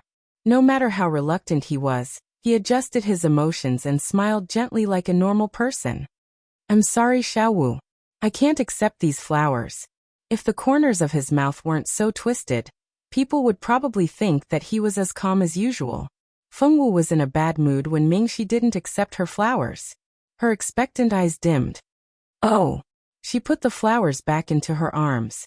Everyone stared at Mingxi as if they were looking at a criminal. Fengwu was so upset that everyone stared at Mingxi. Mingxi. Xiaowu, don't be sad, okay? Mingxi doesn't want it, but I want it. I'll accept it. Ajur couldn't bear to see the Fengwu girl so depressed. He reached out and wanted to wrap the flowers up to cheer her up. No matter who it was, the flowers had been given to her. However, Feng Wu moved to the side and rejected him without any appreciation. Ajur glared at her. He felt like his charm was useless in front of the Feng Wu girl. If it were any other girl, they would have happily placed the flowers in his arms. He probably wouldn't even need to reach out. Xiao Wu, why can't you give it to me? Ajur stared at Feng Wu, pretending to be wronged. Feng Wu didn't buy it. You're not as good looking as Mingxi. The Feng Wu girl looked at Ajur seriously. Ajur wanted to vomit blood. What part of him wasn't good looking? He was so manly, so handsome, so elegant. 300 words omitted from this part of the story. Arguros and the others snickered. Just now, they also wanted to take the flowers so that Feng Wu wouldn't be too embarrassed after being rejected. Luckily, they weren't as fast as Ajur. Otherwise, they would be the ones embarrassed. Mingxi didn't know why, but when he saw that Feng Wu didn't want to give the flowers to anyone else, he suddenly felt a little happy. At this moment, the teacher shouted from the other end. The 4th and 5th year 10 seats challenge was about to begin. Mingxi and the others couldn't chat with Feng Wu anymore. They had important things to do. Other than Feng Wu and Ajur, everyone in the Mingxi team had to participate in the 10 seats challenge. The 10 seats challenge didn't just allow ordinary students to challenge the 10 seats challenge. The 10 seats challenge could also challenge each other. If they lost, their ranking would change. Ordinary students didn't have the right to challenge the top 5 seats. If they wanted to challenge the top 5 seats, they had to at least be in the top 10. Because of this rule, there were more people below the 5th seat who accepted the challenge. Above the 5th seat, other than the people on the 10 seats list, no one else had the right to challenge. Elena was the 8th seat of the 5th year. There were many students who challenged her every year, but no one had ever succeeded. Skycliff was the 1st seat of the 4th year. No one dared to challenge him. Ruglas and Arguros were the 7th and 6th seat of the 4th year. There were many people who challenged them. Mingxi was the 1st seat of the 5th year. There weren't many people who challenged him. It was probably because his appearance was too good that people ignored his powerful strength. As the 1st seat of the 5th year, Mingxi would be challenged by at least 3 people every year. He was used to it. The person who challenged Mingxi the most was the 2nd seat of the 5th year, Diane. Diane's real identity was a noble of the Silver Moon Ancient Kingdom. She and Mingxi could be said to have known each other since they were young. Diane had never had any romantic feelings for Mingxi. Diane's younger sister, Diane, had dreamed of being Mingxi's bride since she was young. Diane doted on her younger sister, who knew how many times she had used their identities as classmates and childhood sweethearts to create opportunities for Mingxi and Diane to be alone. Mingxi didn't have any bad feelings towards Diane. Diane was a somewhat muddle-headed but very cute girl. In Irene's words, she was the standard female lead of a novel. Muddle-headed, cute, kind-hearted, and very lovable. However, Mingxi only had feelings for Diane. He could treat Diane as a younger sister, but he could never love her as a woman. Diane gave people a similar feeling to Feng Wu, but there were also differences. Diane always had a bright smile, like a little sun that made people feel warm. On the other hand, Feng Wu always had a stoic face. She didn't have any expression, but people felt that she was soft and cute. The two of them might have different personalities, but they were very similar in one aspect. They were both very simple. The only difference was that Diane knew a little about the ways of the world, while Feng Wu didn't know much about the ways of the world. In short, for the sake of her beloved younger sister, Diane had helped Diane a lot to attack her love rivals. Feng Wu just happened to be on Diane's hit list. Back to the 10-seat challenge. Feng Wu and Ajur were left as spectators. The others had already walked up to the stage and stood in their seats, waiting for someone to challenge them. The 10-seat challenge list rarely changed. Those who could sit in the 10-seat challenge were no weaklings.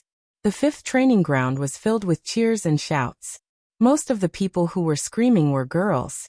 After all, there were many people with status in the 10-seat challenge, and many of them were good-looking boys. Most of these girls were here to fish for the 10-seat challenge. Chapter 250. How could they not shout when they saw their idol appear? Among them, there were also boys who were screaming excitedly. For example, "Senior Mingxi, I love you. I don't mind being down there." Senior Mingxi. I want to have monkeys with you. Mingxi, I love you. There were many men on the continent who liked men. Although there were still fewer men than those who liked women, these guys lived in every corner of the world. No matter where they went, they would always meet some special guys. In addition, the continent did not prohibit men from falling in love. There were several open male couples in school. So it was not strange for a man to confess his love to Mingxi. Mingxi's smile was a little stiff. Beside him, Algros and the others were laughing a little gloatingly. The fourth year's challenge for the 10 seats will now begin. A fourth-year teacher stood on the stage and announced loudly. The fourth year's 10 seats stood in order on the stage. The expressions of the 10 people were different. The fourth-year students who were waiting for the challenge shouted loudly. There were only 2 challenges a year, and there were simply too many people who wanted to enter the top 10. Unfortunately, not everyone had the chance to challenge the top 10 seats. Before challenging the top 10 seats, the students who wanted to challenge would first have a competition. Only the last 5 people who won would have the chance to stay and challenge the top 10 seats. Because there were too many people who wanted to challenge, if they directly went up on stage to challenge, just the tag team battle would be unbearable. If they didn't set this rule, the people who wanted to challenge would have to queue up. It was also very unfair to the top 10 students. In order to have the chance to challenge the top 10 seats, the people who wanted to challenge the top 10 went up on stage one by one. This was a huge battle royale. Only the last 5 people had the right to challenge. The 5th year's challenge had already begun. There were many 5th years who wanted to challenge the top 10 students, so a battle royale was inevitable. Fengwu and Ajur stood next to the 5th grade's arena, watching the chaotic battle that was taking place. The battle was already in full swing, with swords and punches flying everywhere. Magic balls were flying all over the place, and if one wasn't paying attention, someone would be hit and sent flying out of the arena. The 10 seated students watched this scene calmly. They had already gotten used to such scenes after so many years. The girl holding the flowers is the junior who has been chasing after you recently? Diane looked at the eye-catching Fengwu girl below the stage. Her beautiful red lips parted slightly, and there was a trace of disdain in her eyes. Mingxi only looked at the arena and ignored Diane. Diane had done a lot of things in secret over the years, so that Diane would be the only girl by his side.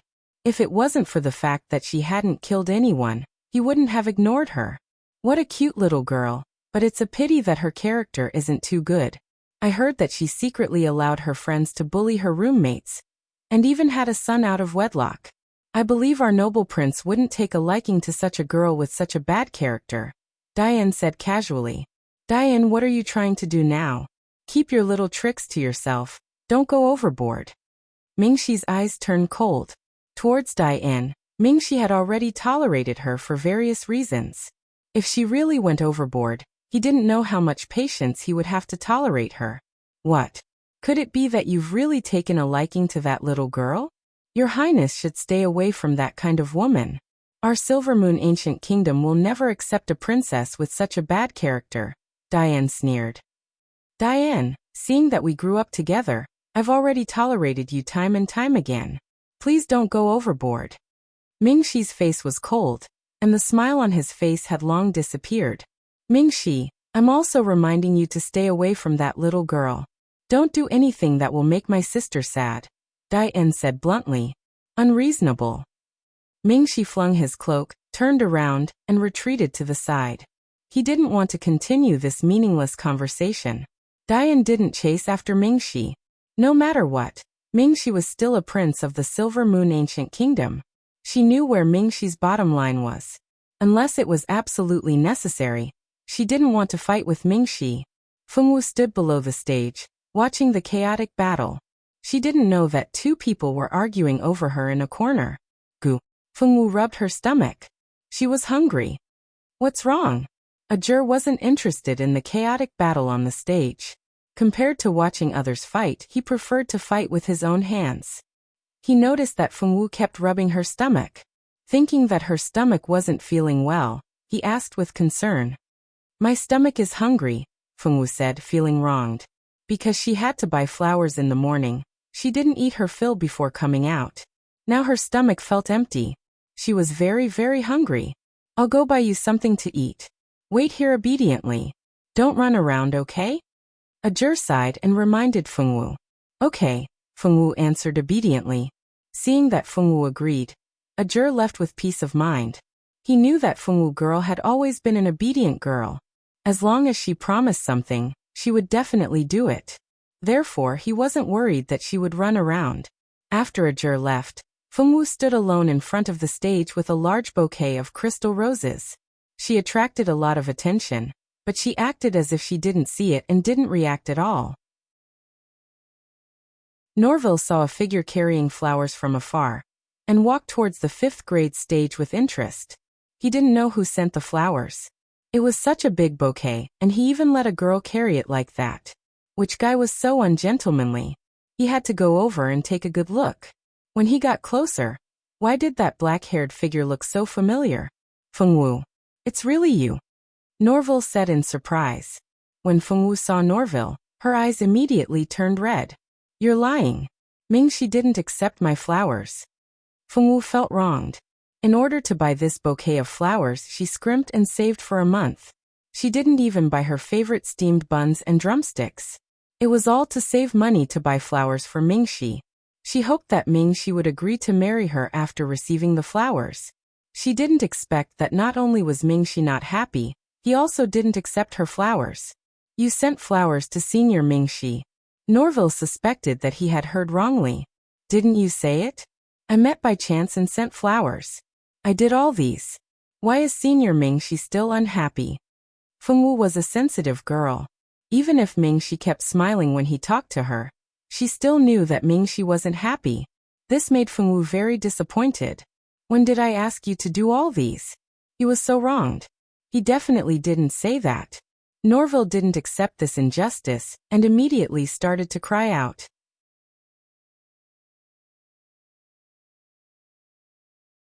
Chapter 251. You clearly said that before. Fengwu bit her lip. Seeing that he refused to admit it, her eyes turned red and she looked indescribably wronged. Although Norville never considered himself a good person, he was always very gentlemanly when facing women. Seeing that Fengwu was wronged, he immediately coaxed her. Don't cry. It's my fault. It's all my fault. I admit that I was wrong. Why don't you hit me? Let's stop crying, okay? I'm not crying. Master had said that in the world of warriors, there was blood but not tears. She had never cried before. Her eyes were red and he could clearly see the tears in her eyes. How could she say that she wasn't crying? How could she be considered crying? Although that was what he thought. As a veteran in the field of love, Norville wouldn't say it out loud. Experience had taught him that when a woman was crying, he should never try to reason with her. Whatever she said, he could only listen. Seeing the strange gazes around him, and some people even looked at him with condemnation, as if he was a big bad guy who bullied a girl, Norville felt that it was better to take Fengwu somewhere else first before asking her slowly. His mind was still in a daze and he had no idea what had happened. He only understood one thing. Mingxi had rejected her flowers, but what was with the coincidental encounter? Please don't let it be what he was thinking. Fengwu, why don't we go over there and sit? Norville asked carefully. Unexpectedly, Fengwu shook her head. No, Ajur wants me to wait for him here. Fengwu had always been very obedient. She would obediently do what she promised others. Since she had promised Ajur that she would wait for him here, she wouldn't leave. Although he didn't know who Ajur was, it sounded like he was Fengwu's friend. In order to take the Fengwu girl away, he didn't want to stand here and be the center of attention. As expected, he was trying to trick her. Your friend told you not to leave the 5th training ground, right? Don't worry, as long as we don't leave this training ground, your friend will definitely be able to find us. At worst, it would just take a little more time. Notre Dame du Starlight had 10 large training fields. What were they used for? Of course, they were used to practice magic and martial arts. The ground here was made of special materials. No matter how strong an attack was, it wouldn't be damaged. When students wanted to practice magic or martial arts, they would mostly practice in these 10 training fields. Each training ground was very large and could accommodate about 500 people training at the same time without affecting each other. Every time the school held the 10-seat challenge, it would be held in these 10 training grounds. The training ground was so big that it was not easy to find a single person. In order to get Fengwu away from the crowd, Norville started to yell without any guilt. Fengwu gave it some thought, and only nodded 2 minutes later. After Fengwu agreed, Norville didn't dare to delay for even half a minute. He immediately brought Fengwu to a place with fewer people, and started to ask Fengwu what she had done. When he heard that Fengwu had unexpectedly bumped into Mingxi outside the dormitory, the classroom, and the men's restroom, Norville said that he needed some time to calm down. Looking at the Fengwu girl blinking her big innocent eyes, Norville felt very helpless. What was this called? Heavens, it was all his fault. He shouldn't have told Fengwu these things. If he hadn't said these things, this wouldn't have happened, and he wouldn't have been blamed by the Fengwu girl. He felt so wronged. Xiaowu, don't tell me you did everything as I told you last time? Norville didn't have much hope. Yes, I did say what you told me to say, but Mingxi was still not happy. Fengwu couldn't understand why Mingxi's reaction was different from what Norville had said. Norville? Nonsense. Which man would be happy when someone said that he was more beautiful than a flower? Norville felt so wronged. He had only given 2 examples to let Fengwu know how good he was at wooing girls. How did it turn out like this? Those words can only be said to women. It would be strange if you said those words to men. Norville couldn't help but growl. That's not what you said. Why didn't he tell her that those words could only be said to women? Norville was so mean. Senior Mingxi must be angry. If he was angry, would he never marry her again? The more Fengwu thought about it, the sadder she felt. Her eyes turned red again. Stop, don't cry. I'll think of a way. I'll think of a way to make him accept you. As long as you don't cry, everything can be discussed. You said it. Fengwu's eyes lit up. Her eyes weren't red anymore. Instead, they were filled with anticipation. Could it be that Fengwu had learned how to fake cry? Norville couldn't help but wonder if this girl was pretending to cry, so that he would take responsibility. But he knew that it was impossible. If she was so smart, she would have thought of a way to chase after Mingxi. Why would she need him to do anything? Put the flowers down first. You're holding such a big bouquet. It's not heavy. As he spoke, he wanted to help Fengwu take the flowers down. Fengwu stepped to the side. No, it's 99 gold coins. It's very expensive. I can't put it down. It'll spoil. Fengwu said seriously. This bouquet was very expensive. It was worth 99 gold coins. You can't carry it. Anyway, Mingxi won't accept it. How about I take it? Norville said. Fengwu still shook her head. No. Norville was speechless. She was too stubborn. How about you sell it to me? 99 gold coins. I'll pay you. He said helplessly. Okay. This time, Fengwu agreed. After talking for so long, she still couldn't bear to part with the money. He took out his money bag and gave the 99 gold coins to Fengwu. Fengwu didn't hesitate to stuff the flowers into Norville's arms. Xiaowu, what are you doing here? Mingxi saw Fengwu leave with a stranger on the stage. At first, he didn't take it to heart. He only thought that it was Fengwu's friend. It wasn't until Dai-En ran over and exposed Norville's identity. When he found out that Norville was a playboy who changed women as quickly as he changed clothes, Mingxi couldn't stand it anymore. He told the teacher and chased after Fengwu. When he found Fengwu, he saw her handing the flowers that were meant for her to Norville. At this moment, Mingxi felt very unhappy. He had a charming smile on his face, but behind him was a black lily background. He walked over to Fengwu as if nothing had happened. Fengwu thought that Mingxi was still unhappy because of her. She was a little nervous. Isn't this Senior Mingxi? Senior, are you looking for Xiaowu? As a playboy, Norville quickly realized that Mingxi's mood wasn't right. He laughed in his heart. So this girl wasn't singing a one-man show. I know you. You're the third-year 5th place Norville. Are you going to miss the third year's competition? What he meant was, why aren't you leaving? Thank you for your concern, Senior Mingxi. However, the third year's competition is in the afternoon. There's no hurry. Norville smiled casually. As he spoke, he looked at the flowers in his hand and took in a deep breath with an intoxicated look on his face. Chapter 252. Mingxi's eyes darkened, and a sense of displeasure rose in his heart. There was also a faint sense of regret. Although he didn't accept Fengwu's flowers, he didn't like Fengwu giving her flowers to other men. Junior Norville, Xiaowu is different from your usual girlfriends. Please stay away from her. I don't want you to hurt my friend. Thinking about what he heard from Diane about Norville, Mingxi secretly became vigilant. He didn't want the pure Fengwu girl to become this playboy's prey. Senior Mingxi, I treat Xiaowu as a friend. How could I hurt her? Norville hurriedly shook his head. A pure girl like Fengwu was never his cup of tea. Girls who were too pure were often stubborn. He liked to have girlfriends, but he didn't like to be tied down by a woman. Therefore, he would never do anything to a pure girl. Do you think I'll believe the words of a playboy? Mingxi smiled slightly, but there was a hint of coldness in his smile. Senior Mingxi, you've gone too far. I admit that I have a lot of girlfriends, but I've always been open and aboveboard.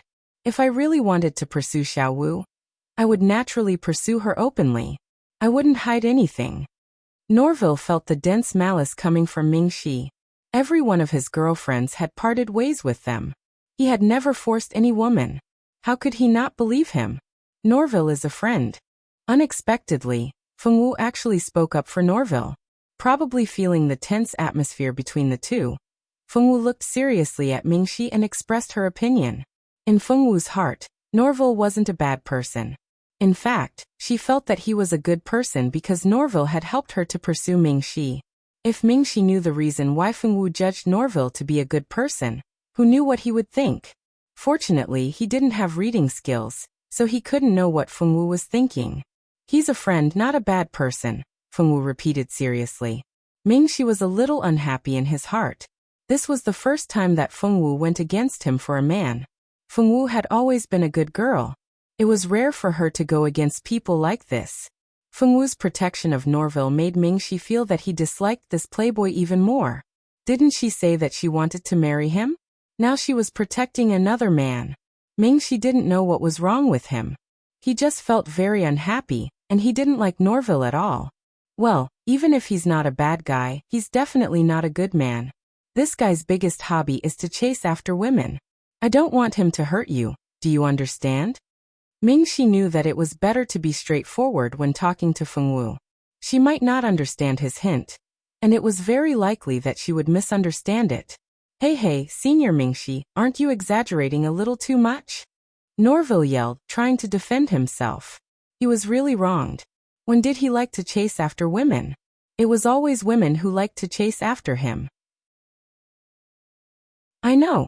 Fengwu stared blankly at Mingxi and nodded with a matter-of-fact face. She knew it when she first met Norville. You know. He always thought that Fengwu didn't know anything, so he was worried that she would be deceived. Hearing Fengwu's words, Mingxi was surprised. Fengwu blinked in confusion, as if asking him, what's so strange about it? When we first met, he was already dating a girl. He himself said that he was good at chasing after girls. What she meant was that she always knew that Norville was a playboy. As a matter of fact, Fengwu didn't know what a playboy was before. That was all thanks to the romance novels she had read during the holidays. She had read all the novels that her mother had strongly recommended. Many of the male protagonists in those novels were quite similar to Norville. They changed their girlfriends like they changed their clothes. When Fengwu saw Norville, he gave her the impression that he was a playboy. You know, but you still want to be friends with him? Why can't I be friends with him? Norville taught me a lot. She wouldn't even know how to chase after Mingxi. Norville was very good. Thinking of this, Fengwu blinked twice with her grape-like big eyes. He taught you things? What did he teach you? Mingxi looked at Norville and then looked at Fengwu. He really couldn't think of what Norville could teach Fengwu. He taught me how to chase after you. Pfft. Norville accidentally spat out. Girl, is there anyone who betrays their teammate like this? There are some words that we should keep to ourselves. Please don't say it. Chase. Mingxi's voice dragged out, but his smile became brighter. Xiaowu, tell me honestly. Did he teach you how to give me flowers? Mingxi's gaze was very dangerous. Norville was so scared that his little heart almost stopped. He was only a small third-year fifth seat. His strength was so low. How could he be a match for the strongest fifth-year senior, Mingxi? Xiaowu, why are you here? I've been looking for you. Come, this is breakfast you bought for me. Eat it quickly. It's still hot. Ajur bought breakfast and returned to where they were standing just now. However, he found that the girl who was supposed to be standing there was gone. This made Ajur very anxious. He knew Fengwu's personality very well. She would definitely do what she promised. Since she promised to wait there, she definitely wouldn't go anywhere else. But now, there was no sign of the Fengwu girl. This made Ajur have all kinds of guesses in his mind. He was worried that something might have happened to Fengwu. Fortunately, he was still rational. After asking a few seniors, he finally found out where Fengwu was. Fortunately, the large bouquet of crystal roses that Fengwu was holding was too special. It was difficult for the seniors not to notice her. After asking a few people, he found out that Fengwu didn't leave the 5th training ground. He just didn't know where she was hiding. Ajur could only search all the inconspicuous corners. Finally, he found Fengwu in a small corner. However, Ajur didn't expect that not only did he find Fengwu, but he also found Mingxi. There was also a guy who was suspected of kidnapping Fengwu. Ajur was full of resentment towards the guy who kidnapped Fengwu. Fengwu used to listen to him the most. Now there was a strange guy who could make Fengwu forget about him and run away with this guy. Ajur felt very unhappy. It was as if the daughter he raised with great difficulty had run away with someone else. What kind of analogy is this? Fengwu grabbed the breakfast Ajur brought back for her and happily ate it. However, Ajur's gaze moved to Norville. When he saw the flowers in Norville's hand, he felt that it was very dazzling. Chapter 253. She didn't agree to give the flowers to him, but gave them to this kind of guy. Could it be that his status in Xiaowu's heart had dropped? He couldn't even compare to that kind of guy. Ajur was so angry that he ground his teeth. Xiaowu, you're too much. I told you to give these flowers to me, but you didn't want to. Now you're giving them to someone else. Can we still be friends? Fengwu ate until her mouth was full. After swallowing the food, she said, I didn't give them to him. I sold them to him. So it wasn't a gift. Ajur and Mingxi were satisfied with this answer. Xiaowu, let's go and watch the competition. Senior Elena is about to go on stage. We have to cheer for her later. They quickly took Xiaowu away. They couldn't let that kind of guy lead the innocent Xiaowu astray. Norville, what kind of guy is he? Fengwu nodded when she heard that Elena was about to go on stage. She planned to cheer for her senior. Ajur didn't stand on ceremony. He pulled Fengwu's hand and pulled her away, leaving Mingxi and Norville looking at each other. Norville was holding a large bouquet of flowers when he suddenly felt a chill on his back. After putting the flowers into his flower ring, Norville squeezed out a smile and said to Qinxi, Senior Mingxi, I still have to prepare for the competition. I'll leave first. Bye. After he finished speaking, he wanted to run away. Unfortunately, Mingxi had no intention of letting him escape.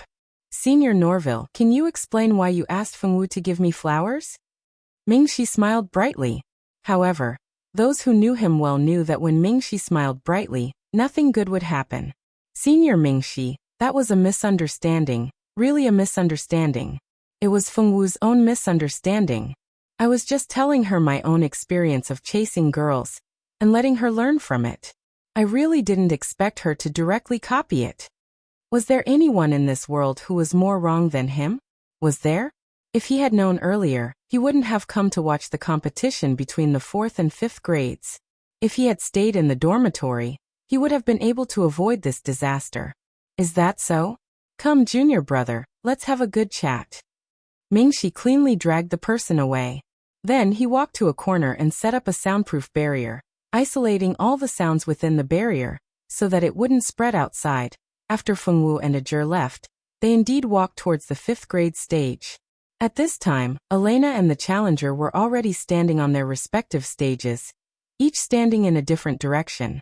Elena held a long sword in her hand and wore a fiery red swordmaster's robe. She looked valiant, and coupled with her hot body, she was indescribably eye-catching. Sante, come on, beat Elena. It's all up to you, brother. Sante will win, Sante will win. Senior Elena, come on, don't lose to that stinky man. Senior sister, come on, we support you. Elena, my goddess, beat that toad Sante to death. The crowd below the stage was very enthusiastic. As a famous beauty in the school, Elena naturally had a group of personal guards who liked and supported her. There were both men and women in the personal guards, and they were all people who supported Elena. There were people who liked her, but there were also people who hated her. For example, Sante was a famous pervert in the 5th grade. Countless girls had been taken advantage of by him. Sante had always wanted to take advantage of Elena, but unfortunately, she had avoided him the first few times. This time, Sante finally stayed until the end, and immediately challenged Elena. During this holiday, Sante had obtained some opportunities, and he believed that he would definitely be able to defeat Elena and avenge his humiliation. Elena only looked at Sante with disdain, but she was prepared. She never underestimated any opponent, even if the opponent's strength was not as good as hers. Elena, I'm not the same as before. If you obediently become my girlfriend, I'll forget about your previous rudeness to me, Sante said, thinking that he was being generous. To be honest, Sante's specialty was not bad. Although he was not as handsome as Mingxi and Ajur, he was still an average handsome man. Sante and Norville were somewhat similar in that they both liked women. However, Norville never forced a girl to be with him, while Sante did not have such a demeanor. As long as he had his eyes on a girl, he would use all kinds of methods to force the girl to be with him. Elena had saved several girls who were forced by Sante. You're dreaming before the sky is dark. Elena sneered. She had always looked down on men like Sante, but she would not underestimate a man like him. Sante was lustful, and he would do anything to achieve his goals. However, he was smart enough not to cross the line of the school, so he was able to stay in the school and not be expelled. Elena was not afraid of a villain. However, if the villain was not only evil, but also smart, then Elena would have to pay attention to him. Okay, I won't argue with you. Anyway, when I defeat you, I'll take you down. Sante's face darkened after hearing Elena's words, but he was not flustered and exasperated. Instead, he was very rational. Because of his rationality, Elena never dared to underestimate him, even if Sante had never defeated her once. Come on, Senior Elena. Fengwu shouted at the ring after finishing her breakfast. After Fengwu, Ajur also shouted to cheer for Elena. Although cheering for Elena was just an excuse for him to lure Fengwu away, he would not slack off when it was time to cheer for her. Hearing Fengwu's voice, Elena looked down the ring and saw Fengwu and Ajur. She smiled at them, as if she was thanking them for cheering for her. The challenge begins. The challenger, Sante, will fight against the challenged Elena. There is no time limit until the winner is determined. After reading these words, the teacher hit the gong on the stage. With the gong sound, the challenge officially began. The two people on the stage were both swordmasters. As the match officially began, they raised their swords and attacked each other at the same time. Sante was very strong, and his sword was famous among the 5th grade for being difficult to block. On the other hand, Elena was also very strong, and her movements were more nimble than Sante's. After exchanging about 20 moves, Sante gradually fell into a disadvantage. Although he was at a disadvantage, Sante did not panic at all. He was so calm that Elena did not dare to be careless. She felt that Sante still had some tricks up his sleeve. Sure enough, Sante made his move. His sword move changed, and the sword technique he used was actually one level higher than the one he used just now. It seemed to be a newly acquired sword technique, and its level was not low. Chapter 254. The sky was filled with red light following Sante's sword, attacking Elena directly. The fire elements in the air seemed to be attacking Elena. Elena's expression hardened as she raised her sword to meet the attack, dispersing the fire-fighting aura. At this moment, Sante's sword attacked. He was fast, twice as fast as before. Sante's sword moves became faster and faster, and all of them were aimed at the female's sensitive parts. His moves were very wretched. Elena was so angry that her face turned red. She was disgusted by Sante's shamelessness. She also increased her speed to meet the attack. To be able to sit in the 8th seat of the 5th grade, Elena's strength was no joke. She would let Sante know that he was dreaming if he thought he could win against her with just a set of sword techniques. Elena's hands moved faster, and her sword moves were ruthless. She didn't hold back at all, as if she was determined to teach Sante a lesson. Fighting aura filled the entire arena. The students below the arena all felt a sense of pressure and a slight sense of suffocation. Everyone below the arena had a new understanding of the strength of the two people on the arena. Sure enough, those who could walk onto the arena were no weaklings. The weak ones had all been eliminated from the arena. Elena's attacks became fiercer. Sante's expression changed. Fighting aura surrounded his sword, and the fighting aura in his body was pushed to the limit. It looked like he was about to use a big move. Seeing this, Elena didn't dare to delay. The fighting aura in her body increased, and the sword in her hand danced. She was also planning to use a big move. Whether it was the students below the arena or the other 9 seats watching from not far away, they could all see that the winner was about to be decided. Sante's firefighting aura turned into a fire dragon and attacked Elena. The fire dragon was about 10 meters long, and its momentum was like a swan. It rushed towards Elena with the force of a thunderbolt. Elena's move was also finished. A giant bird soared into the sky with Elena's sword move. At a glance, the giant bird wasn't ordinary. It was the Eastern divine beast, a phoenix. This phoenix was surrounded by water vapor. It was actually a phoenix condensed from water fighting aura. Water and fire didn't mix. A dragon and a phoenix appeared in the sky at the same time. Although they weren't real dragons and phoenixes and didn't have consciousness, they were just energy bodies condensed from fighting aura. However, the natural repulsion between water and fire also allowed these two types of energy to erupt with a super strong attack power when they appeared at the same time. A dragon and a phoenix mercilessly rushed towards each other in the sky. When the two forces collided, there was a loud bang. With a loud bang, the two types of energy exploded at the same time. Elena and Sante used their combat power to create a protective cover for themselves at the same time. Unfortunately, the power of the explosion was simply too strong. There was simply no way to stop it. Cracks could be heard coming from the defensive barrier. In the end, the barrier shattered completely. At the same time, the two of them were sent flying by the scattered energy particles. A burst of explosive energy rushed out from the stage and rushed directly below the stage. The students below the stage were shocked and instinctively wanted to hide. Fortunately, the stage had already been set up with a formation. The attack on the stage would not hurt the audience below the stage no matter what. After the false alarm, when the smoke dissipated, the audience could finally see the tragic situation on the arena. Elena and Sante were both sent flying by the energy. Sante was sent flying out of the arena. He was seriously injured and coughed up blood. Although Elena didn't get sent flying by the explosive energy at the last moment, in order to stay on the arena, she was more seriously injured than Sante. Fortunately, her magic robe blocked most of the attack, so these injuries weren't fatal. After spitting out a mouthful of dirty blood, Elena slowly stood up from the ground. Although she was a little dispirited, she didn't look seriously injured. Elena wins this round. The supervising teacher announced the result without any emotion. Sante and Elena were immediately helped down. Then 2 teachers from the pharmacy department gave each of them a potion and told them to take it to heal their injuries. In addition, there were also senior students from the light major who helped them treat their injuries. Their injuries weren't fatal to begin with, so after a round of treatment, they were more or less healed. The remaining injuries weren't serious, and they would naturally recover after 3 to 5 days of rest. After Elena's match, 2 more people challenged the 10th and 9th seats. Unsurprisingly, the other 2 also failed. One of them felt it was a pity.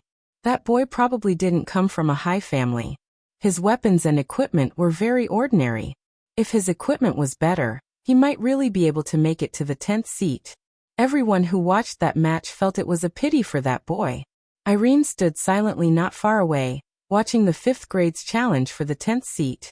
Because Elena didn't die, many things were different. For example, this Sante. She remembered that in the book, Sante defeated the male swordsman in the 9th seat and successfully entered the top 10. The male sorcerer who was defeated in the 10th seat was slapped in the face this time. His popularity in the 5th grade fell, and many people laughed at him. After the female lead met him, she encouraged him a lot. In the end, the female lead gained another loyal knight by her side. That's right, the male sorcerer in the 9th seat wasn't just anyone. He was Eve's brother, the male supporting character who died for the female lead. But now the plot had changed a little. Because of his obsession with Elena, Sante was willing to give up the 10th seat to defeat Elena. Eve's brother, on the other hand, was still standing in the 9th seat of the 5th grade. She didn't know if this change would affect the future. Thinking of this, Irene thought of something important. The most important female supporting character in the book, Feng Yanran, should be reaching the Notre Dame du Starlight soon. Speaking of Feng Yanran, she was the most important female supporting character in the book. But this female supporting character was a little strange. In the book, no matter if they were the female lead's friends or enemies, none of them had a good ending. But Feng Yanran was an exception. Feng Yanran lived well until the end of the book. Not only did she live well, but she also became the Blood Emperor of the Blood Clan, and married a swordsman in the human world. The two of them lived a happy life after marriage. The reason why Feng Yanran was able to live until the end was because of the female lead. Feng Yanran and the female lead were the strongest friends in the book. When the female lead found out about Feng Yanran's true identity, not only did she not report it to the school, she also helped Feng Yanran hide her identity. In the end, Feng Yanran's identity was still exposed, and the Feng clan became the target of public criticism. The strongest person in the Feng clan, Feng Wuliu, died from qi deviation while cultivating. Feng Tianqing was alone, and he was soon schemed against and killed. In the entire Feng clan, only the eldest young master of the Feng clan survived. That eldest young master seemed to be called Feng Juntian.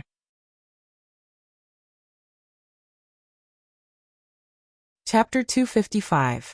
Feng Juntian was able to survive because he had already become one of the star generals. Those people were not bold enough to attack the star generals of the Star Hall, so Feng Juntian became the only survivor of the Feng family. When she was reading the book, she only felt that the description of the Feng family and Feng Yanran was very vague. For example, because Feng Yanran was a hybrid of a human and a bloodkin, her body had a serious genetic defect. To put it bluntly, it was a combination of different species that gave birth to a child with a genetic defect. Although the bloodkin looked exactly like humans, they were not real humans. How could different species combine? It was like a cat and a mouse, or a sheep and a wolf. Two different species, even if they were forced to combine, not to mention whether they could give birth to a child. Even if they were lucky enough to give birth, the child would only be a monster and would not be able to live for long. Feng Yanran's body had always been weak because of the genetic defect caused by the combination of different species. From time to time, she would feel weak and cold because of the lack of blood in her body. Originally, the novel mentioned that if Feng Yanran's bloodline defect could not be solved before the age of 20, her body would become weaker and weaker, and she would not be able to live past the age of 20. But then one day, after disappearing for a period of time, Feng Yanran returned. Her bloodline defect had been completely cured, and her strength had greatly increased. She had also become the strongest bloodkin, the Blood Emperor. How her genetic defect was cured, and what happened during the time she disappeared, the novel did not mention anything. Originally, she thought that it would be explained clearly in the story, but there was no story related to Feng Yanran. So many things about Feng Yanran were mysteries. She did not want the female lead to have such a powerful bloodkin princess as Feng Yanran as a helper, but she could not think of a solution for the time being. The bloodkin were not to be trifled with. If she ran to go against Feng Yanran, she was afraid that Feng Tianqing would not let her go even before the bloodkin made a move. She could also make friends with Feng Yanran before Zicheng did, but after Feng Yanran's identity was exposed, the female lead, Zicheng, had been chased and beaten for a period of time. The vampires were the enemies of mankind, and Zicheng was a traitor to mankind by helping the vampires. Later on, if it wasn't for Zicheng's strength increasing greatly, leading the male lead and the supporting male lead to eliminate the powerful enemy that escaped from the virtual world, she wouldn't have been forgiven by everyone. Later on, because she signed a treaty with Feng Yanran for the peaceful coexistence of humans and vampires, she became a hero among humans. Thinking about the things that she would have to face if she were to be friends with Feng Yanran, she decided not to get close to Feng Yanran. After all, she was not Zicheng. Zicheng had the favorability system in his hands, so he was not afraid that Feng Yanran and her mother would do something bad to her. She did not have that kind of golden finger. Feng Tianqing had never been easy to deal with in the novel. Except for her own daughter and her husband, who was the prince of the blood kin, she only cared about others. For some reason, Feng Tianqing was cold-blooded to her own family. She could not figure out what the Feng family had done to her to make her hate them so much. She was still very weak now, and the princess of the bloodkin was not to be trifled with. Zicheng was also able to maintain a good relationship with Feng Yanran and her mother because of the favorability system. If it was her, she would not have such confidence. Although she wanted to counterattack the female lead, she was not without self-awareness.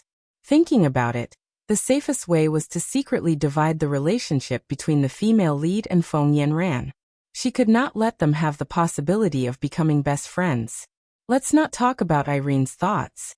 Half of the 5-year competition had already passed, and the other half was for the 10 seats to challenge the people they wanted to challenge.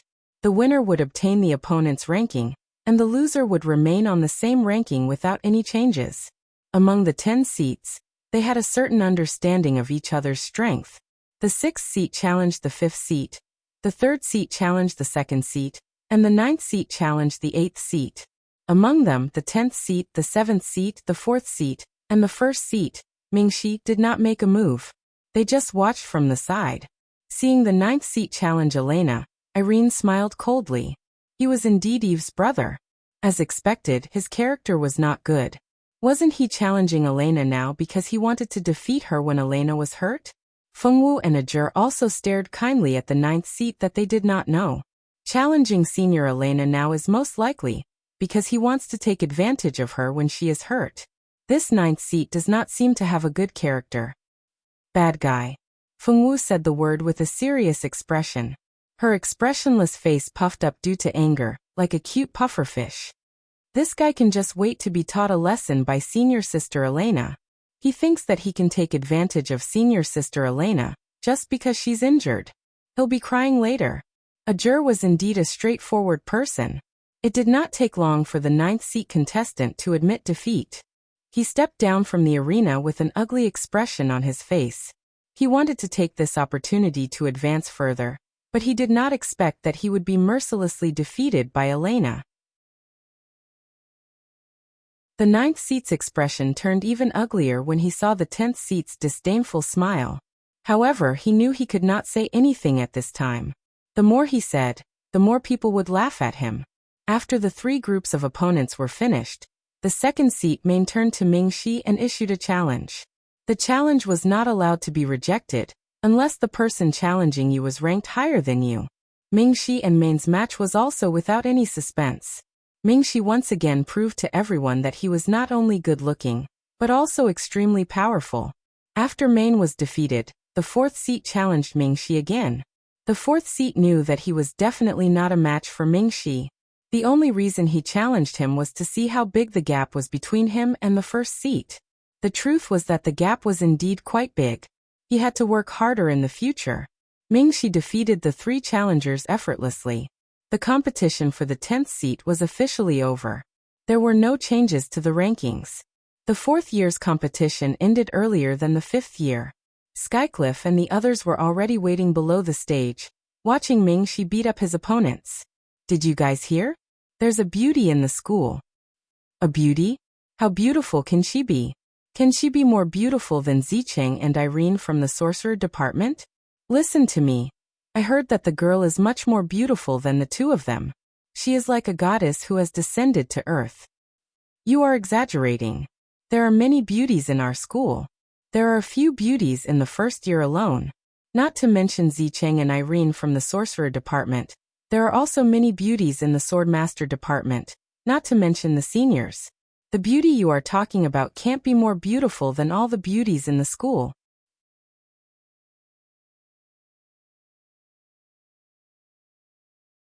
Chapter 256. Heavenly Wind Continent was filled with beauties, and Notre Dame du Starlight was even more so. They had seen even more beautiful beauties, and they were no longer stunned by her beauty. Anyway, I've never seen such a beautiful girl before. If you don't believe me, you can go and take a look. There are a lot of students at the school gate looking at the beautiful girl. The boy shrugged his shoulders with a determined face. The only thing missing from his face was the words, "If you don't believe me, go and take a look yourself." Is that true? Everyone, let's go and take a look. I don't believe that she's as beautiful as you say. That's right, that's right.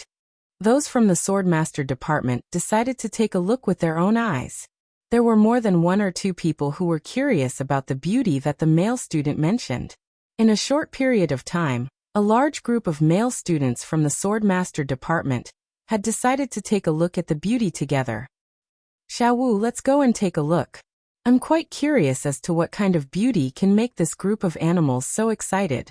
Mo Gue stroked his chin as his gaze drifted towards the school gate. I'll go too. I also want to see how beautiful that beauty is. Silda walked over and hooked her arm around Fengwu's. Clearly, she was also very interested in that beauty. Me too, I want to go too. Bring me along. Many young boys and girls responded. Clearly, the appeal of a beauty was strong. Not only boys but even girls were attracted. Fengwu blinked. She didn't even have time to express her opinion before she was pulled away by the surrounding students. More than half of Fengwu's class came out to see the beauty. When they reached a place not far from the school gate, they saw a beautiful girl with an otherworldly temperament standing there. The girl wore an elegant white dress and stood quietly at the school gate. She gave off a feeling of being detached from the world.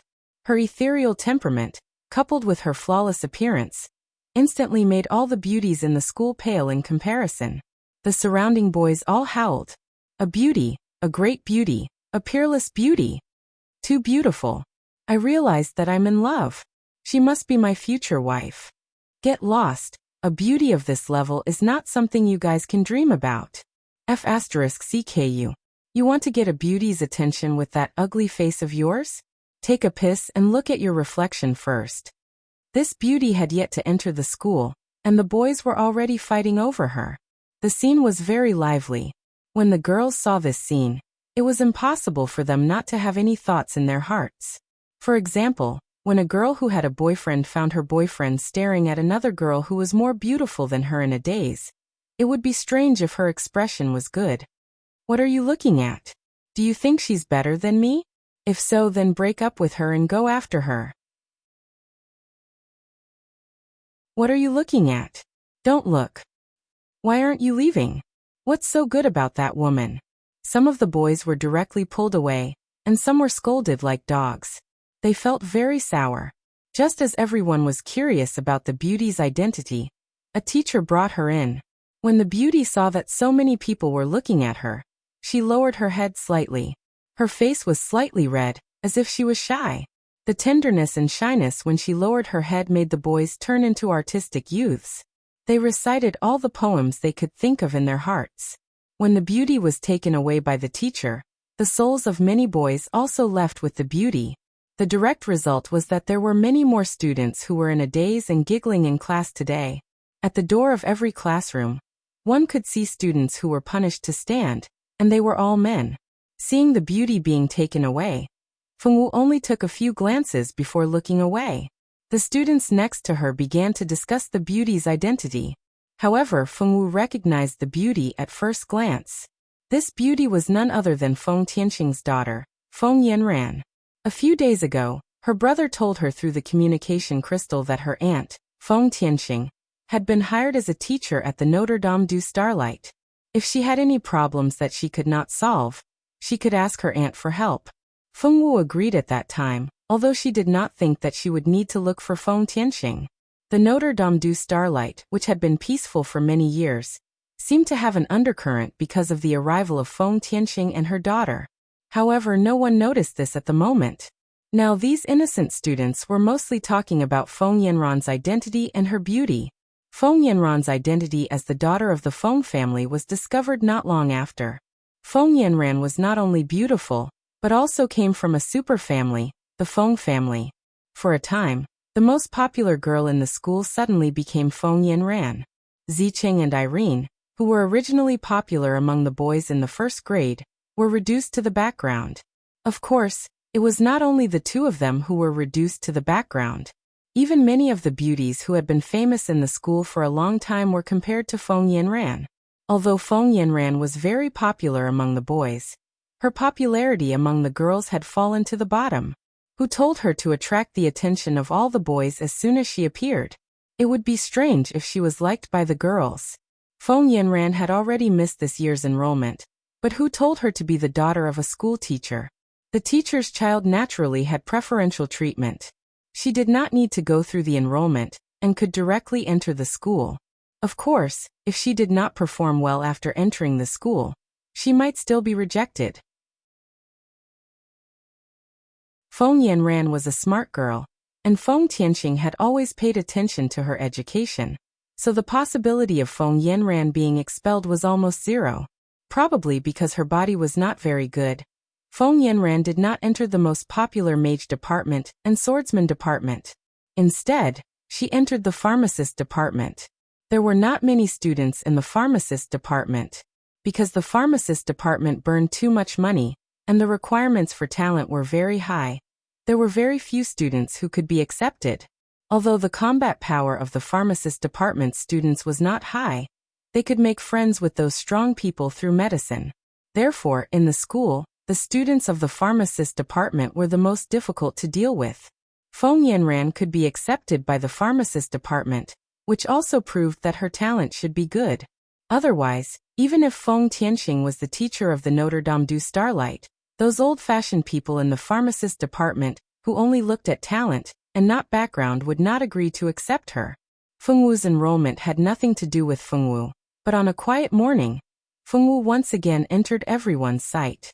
"Hello, classmate, can you help me call Feng Wu?" Feng Yanran looked at the blushing boy in front of her in front of everyone's curious and amazed gazes. She had a soft smile on her lips. That smile was as bright as the stars and captivating people's souls. "Okay, I'll go now." The boy's face was as red as blood. He turned and trotted into the classroom, but he did not pay attention and directly hit the door frame.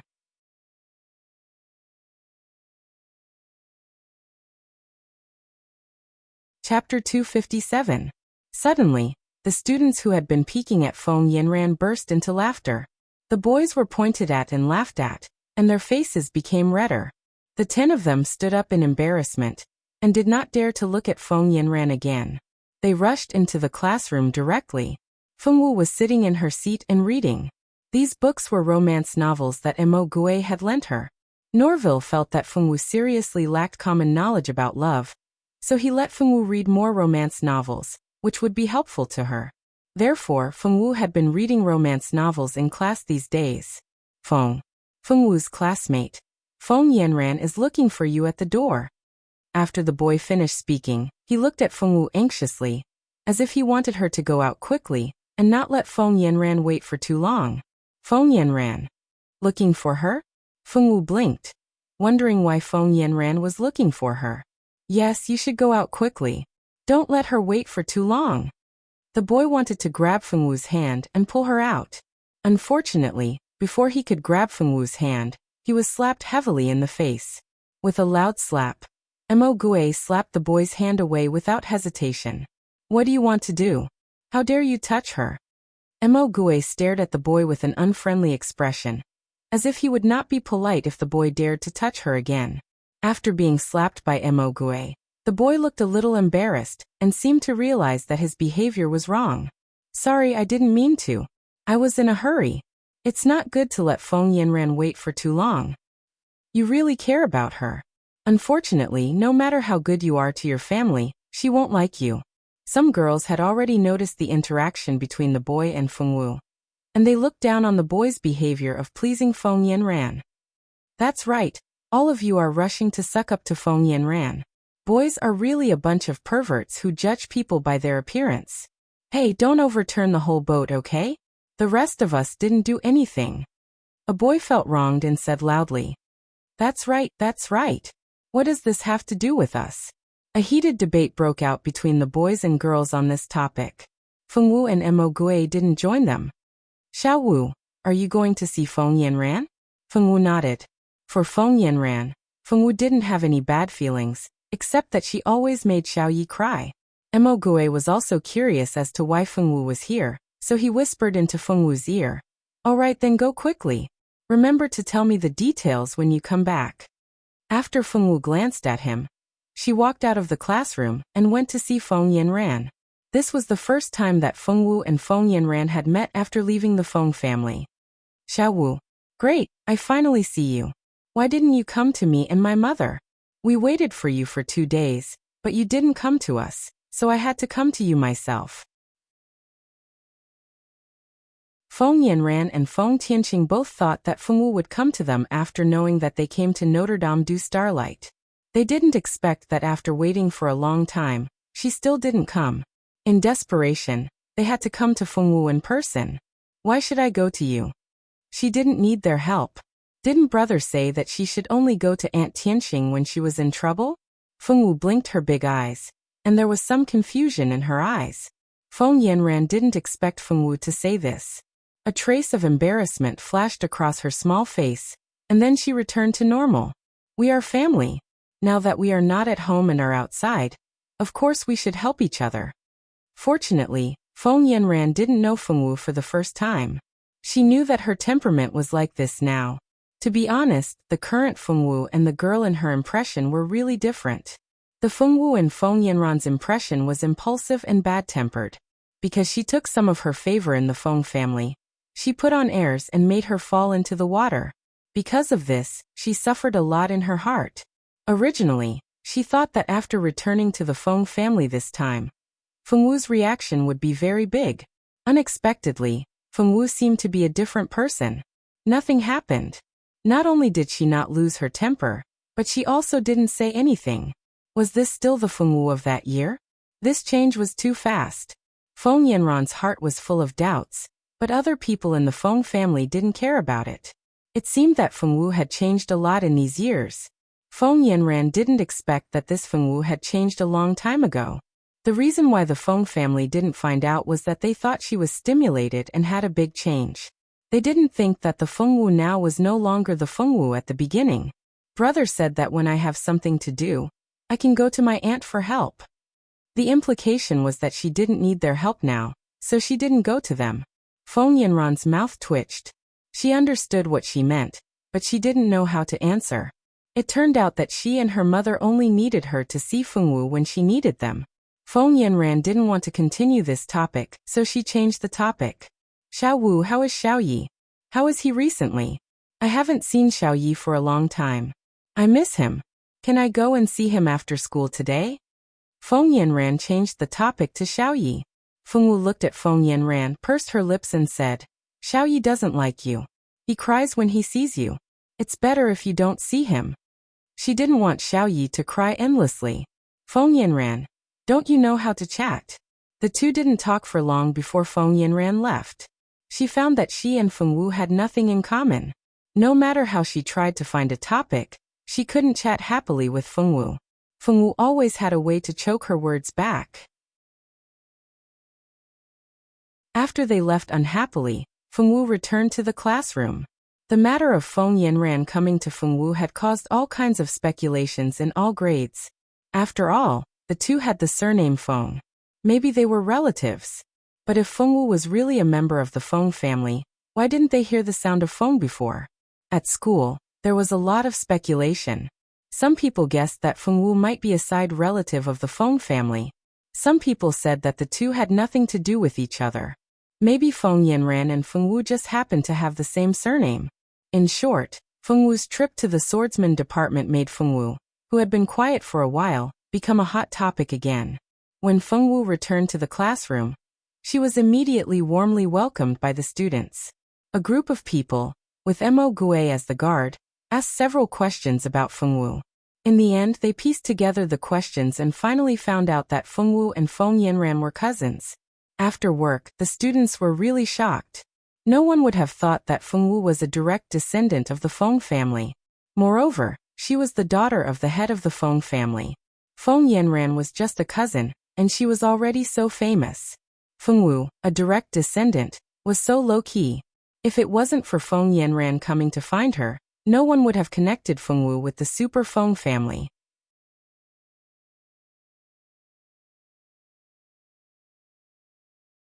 Chapter 258. When Fengwu's true identity was revealed, the students in the class were shocked.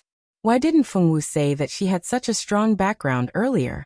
Even if she wanted to keep a low profile, she didn't have to pretend to be a commoner. Although the Notre Dame du Starlight valued talent more, family background was also very important. Generally, people with good family background and outstanding talent were not willing to associate with commoners. Unless the commoner was really talented and had a limitless future. Only then would the young ladies and young masters of noble families condescend to associate with them. If Fengwu hadn't revealed it herself, no one would have thought that there was a young lady of a super family hidden in their class. If Fengwu hadn't admitted it herself, no one would have thought of this. There were many reasons why no one suspected that Fengwu was a noble girl. First, Fengwu's character was not as arrogant as those nobles, who had the same expressionless face to everyone. Second, Fengwu had never shown contempt for commoners, nor did she look favorably on nobles. It was not that there were no commoners in the class, and there were quite a lot of commoners, at least 1/3 of the class. Every year, most of the students who entered the school were nobles. It was not because the Notre Dame du Starlight had any special preferential treatment for nobles, but in fact, it was easier for nobles to give birth to children with good talent. After all, nobles could eat meat with magic energy during pregnancy, and they could also get some energetic spiritual fruits to eat. These energies were very helpful to the fetus, so naturally, the fetus would have better talent. However, commoners did not have such conditions, so they could only rely on luck and character. For commoners, nobles had a natural sense of superiority. Who would have thought that a noble girl of a superfamily would hide in a group of commoners? In the eyes of nobles, this was simply an incredible thing. If it was someone else, pretending to be a small noble was the limit. Who could lower themselves to pretend to be a commoner? Because no noble had ever done this before, so they didn't doubt Fengwu's background. Therefore, when Fengwu's background was revealed, they were so shocked that their jaws almost dropped. The identity of Fengwu and her relationship with Feng Yanran spread in the school at the fastest speed. Hearing this gossip, many students were skeptical. The one who doubted the authenticity of this matter the most was Rika. Rika couldn't believe that the commoner she always looked down on was actually the daughter of the Feng family. Moreover, according to the rumors, Fengwu was a legitimate daughter. Upon hearing this news, Rika felt as if the whole world had turned into a fantasy. Of course, Rika wasn't the only one who was in disbelief. Anika was so shocked that she almost spat out the fresh milk that she had just drunk. What did you say? Fengwu was the legitimate daughter of the Feng family. Which Feng family? Putting down the teacup, Anika didn't even bother to wipe her mouth as she anxiously asked Silda, who was sitting beside her. After Silda learned of Fengwu's identity, of course, he couldn't remain silent. Before Fengwu's background was announced, Rika would frequently cause trouble for Fengwu. Also, there were scandals about Fengwu in the school. Don't think that he didn't know that Rika was behind these things. The scandals about Fengwu always came from the mage department, and they were all from the first-year mage department. Aside from Rika, Silda couldn't think of anyone who would hate Fengwu so much that they would spread scandals behind her back. In order to avenge Fengwu, Silda specially waited here after school to see what kind of expression Rika would have after learning the truth. Rika really didn't disappoint him. That look of disbelief, as if she had seen a ghost, was simply too funny. What other Feng family? Of course, it's the one from the ancient eastern country. Otherwise, do you know any other Feng family? Silda said in a good mood. Rika sat opposite the two. Her expression changed again and again. She simply couldn't believe her ears. How is that possible? If Fengwu really had such an identity, she would have said it long ago. Why would she deliberately hide it? Rika judged others by herself. If she was the legitimate daughter of the Feng family, why would she hide it? She would have said it long ago and waited for people to curry favor with her. She wouldn't lower herself and pretend to be a commoner. Thinking this way, she felt a lot more at ease. Compared to Fengwu suddenly becoming a noble family's daughter, she hoped that Fengwu's identity would never change. After all, it wasn't a secret that she and Fengwu had a bad relationship in the dormitory. Moreover, the reason for their bad relationship was because of Fengwu's commoner identity. If Fengwu wasn't a commoner, then she would have offended a noble family's daughter for no reason. She couldn't afford to make such a mistake. Hearing this, Silda looked deeply at Rika and said, "Do you think everyone is like you? You talk about your noble identity every day. Xiao Wu is a real noble family's daughter. How can she be like you?" "What do you mean?" Rika slammed the table and stood up.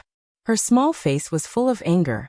In the past, among the four of them, her and Silda's family backgrounds were undoubtedly the best. Anika's family background was slightly worse than theirs. In her eyes, Fengwu was just a commoner who wasn't worthy of her attention at all. If it wasn't for her relationship with Fengwu being insulted by a juror, she wouldn't even want to talk to Fengwu. But now, Silda told her that the person she had always looked down on was actually of noble birth. And the family background that she was proud of was actually nothing in the eyes of others. How could she accept such a big difference? It was probably because she couldn't accept it. Even though she knew that Silda wouldn't joke about this kind of thing, she still found all kinds of reasons to convince herself. She refused to believe that she had always been wrong.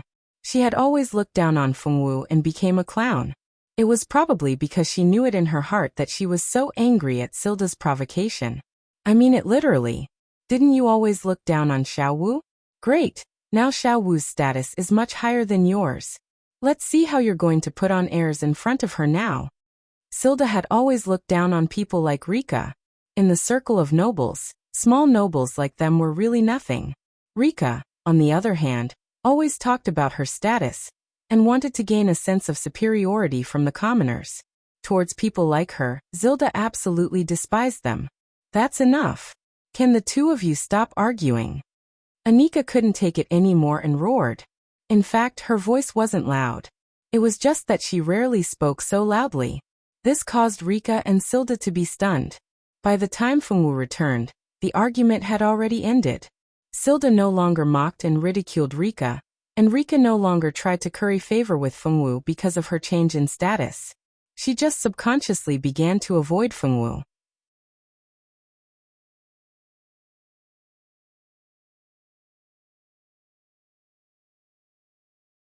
Fengwu was a little unhappy when she left the office. It wasn't that she didn't want to do well in the language exam, but she didn't have the nerve. Fengwu had tried her best to learn those difficult languages, but she couldn't master them at all. Ajur and Mogue also comforted her, telling her not to take it to heart. In any case, her chances of encountering dragons and ancient ruins in this life were not high, and the chances of encountering dwarves were even lower. Since she did not encounter these people and things, it did not matter if she did not learn the three languages well. In fact, the language exam at Notre Dame du Starlight was not as simple as these three languages. There were more than a dozen languages and scripts from other races and civilizations for students to choose from. Each student had to choose three languages to study. Fengwu had chosen these three languages, but in the end, she had not learned anything even after studying for almost a year. Although she did not get first place in the final exam, and did not get the only free meal, she could eat in the dining hall on the third floor. This was also good news for Fengwu. When she thought about the delicious food, she almost forgot about the small matter of being scolded by the teacher. After going back to pick up baby Fengyi, Fengwu walked into the student cafeteria with her son, who had grown up a lot. The students were already calm about Fengyi's arrival. Ever since Fengyi could eat some supplementary food, Fengwu would bring her son to the cafeteria to eat from time to time. Because Fengyi was very cute, he attracted the love of many little girls who were overflowing with love. Even the waitress would give Fengwu face and specially leave more food for her. Because Fengyi loved to eat egg custard, the waitress would specially leave a portion for Fengyi so that the little bun could eat it when he came. "Little Yi, you've gained weight again." A girl's eyes lit up when she saw Fengyi. I happily walked over and touched his chubby little face. "So cute, little Yi is so cute. If only my child could be so cute in the future." "Is Xiaowu going to the third floor?" Yes, the list of the 10 seats is out today. Xiao Wu is the 10th seat. She is qualified to eat on the 3rd floor. Congratulations, Xiao Wu, you can finally eat delicious food. Remember to tell us what the 3rd floor looks like when you come down. We entered the school together. We still don't know what the 3rd floor looks like. More and more people gathered around. Some wanted to be intimate with Feng Wu, and some wanted to congratulate her. Feng Wu nodded at them as a response. Everyone was used to Feng Wu's inarticulate manner, so they did not resent her for not being friendly enough. Feng Wu wanted to go to the 3rd floor, so the little baby Feng Yi naturally had to follow. This made the young boys and girls on the 1st floor a little reluctant. Little Yi was a very cute little baby. His little mouth could always make them laugh. Thinking that they would not be able to see this little fellow when they eat in the future, everyone was a little disappointed. Fortunately, they did not leave the school. Even if they could not eat together in the cafeteria, they could still meet in other places in the school. The waitress told Feng Wu to remember to bring the egg custard back for little Yi when she left. Feng Wu nodded her head with bright eyes. The waitress was a good person. The 3rd floor of the student cafeteria had always been the place where the most elite students of each year gathered. Only the 10th seat of the year could step into this world. Today, a strange combination appeared in this world. It was a black-haired little loli and a white and chubby little bun. The appearance of Feng Wu and little bun undoubtedly attracted attention.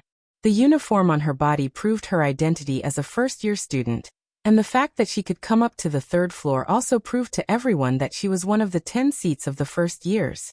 Little bun Feng Yi opened his eyes wide and looked at the unfamiliar people around him. The 3rd floor was very big, but there were not many people. Because only the 10 seats of each year would step into this place, there were naturally not many people. Little bun struggled on Feng Wu's body and said in a childish voice, "Mommy, go down." You're tuning in to the Earbook Haven YouTube channel. Don't forget to subscribe and join us on this journey to catch the most captivating stories.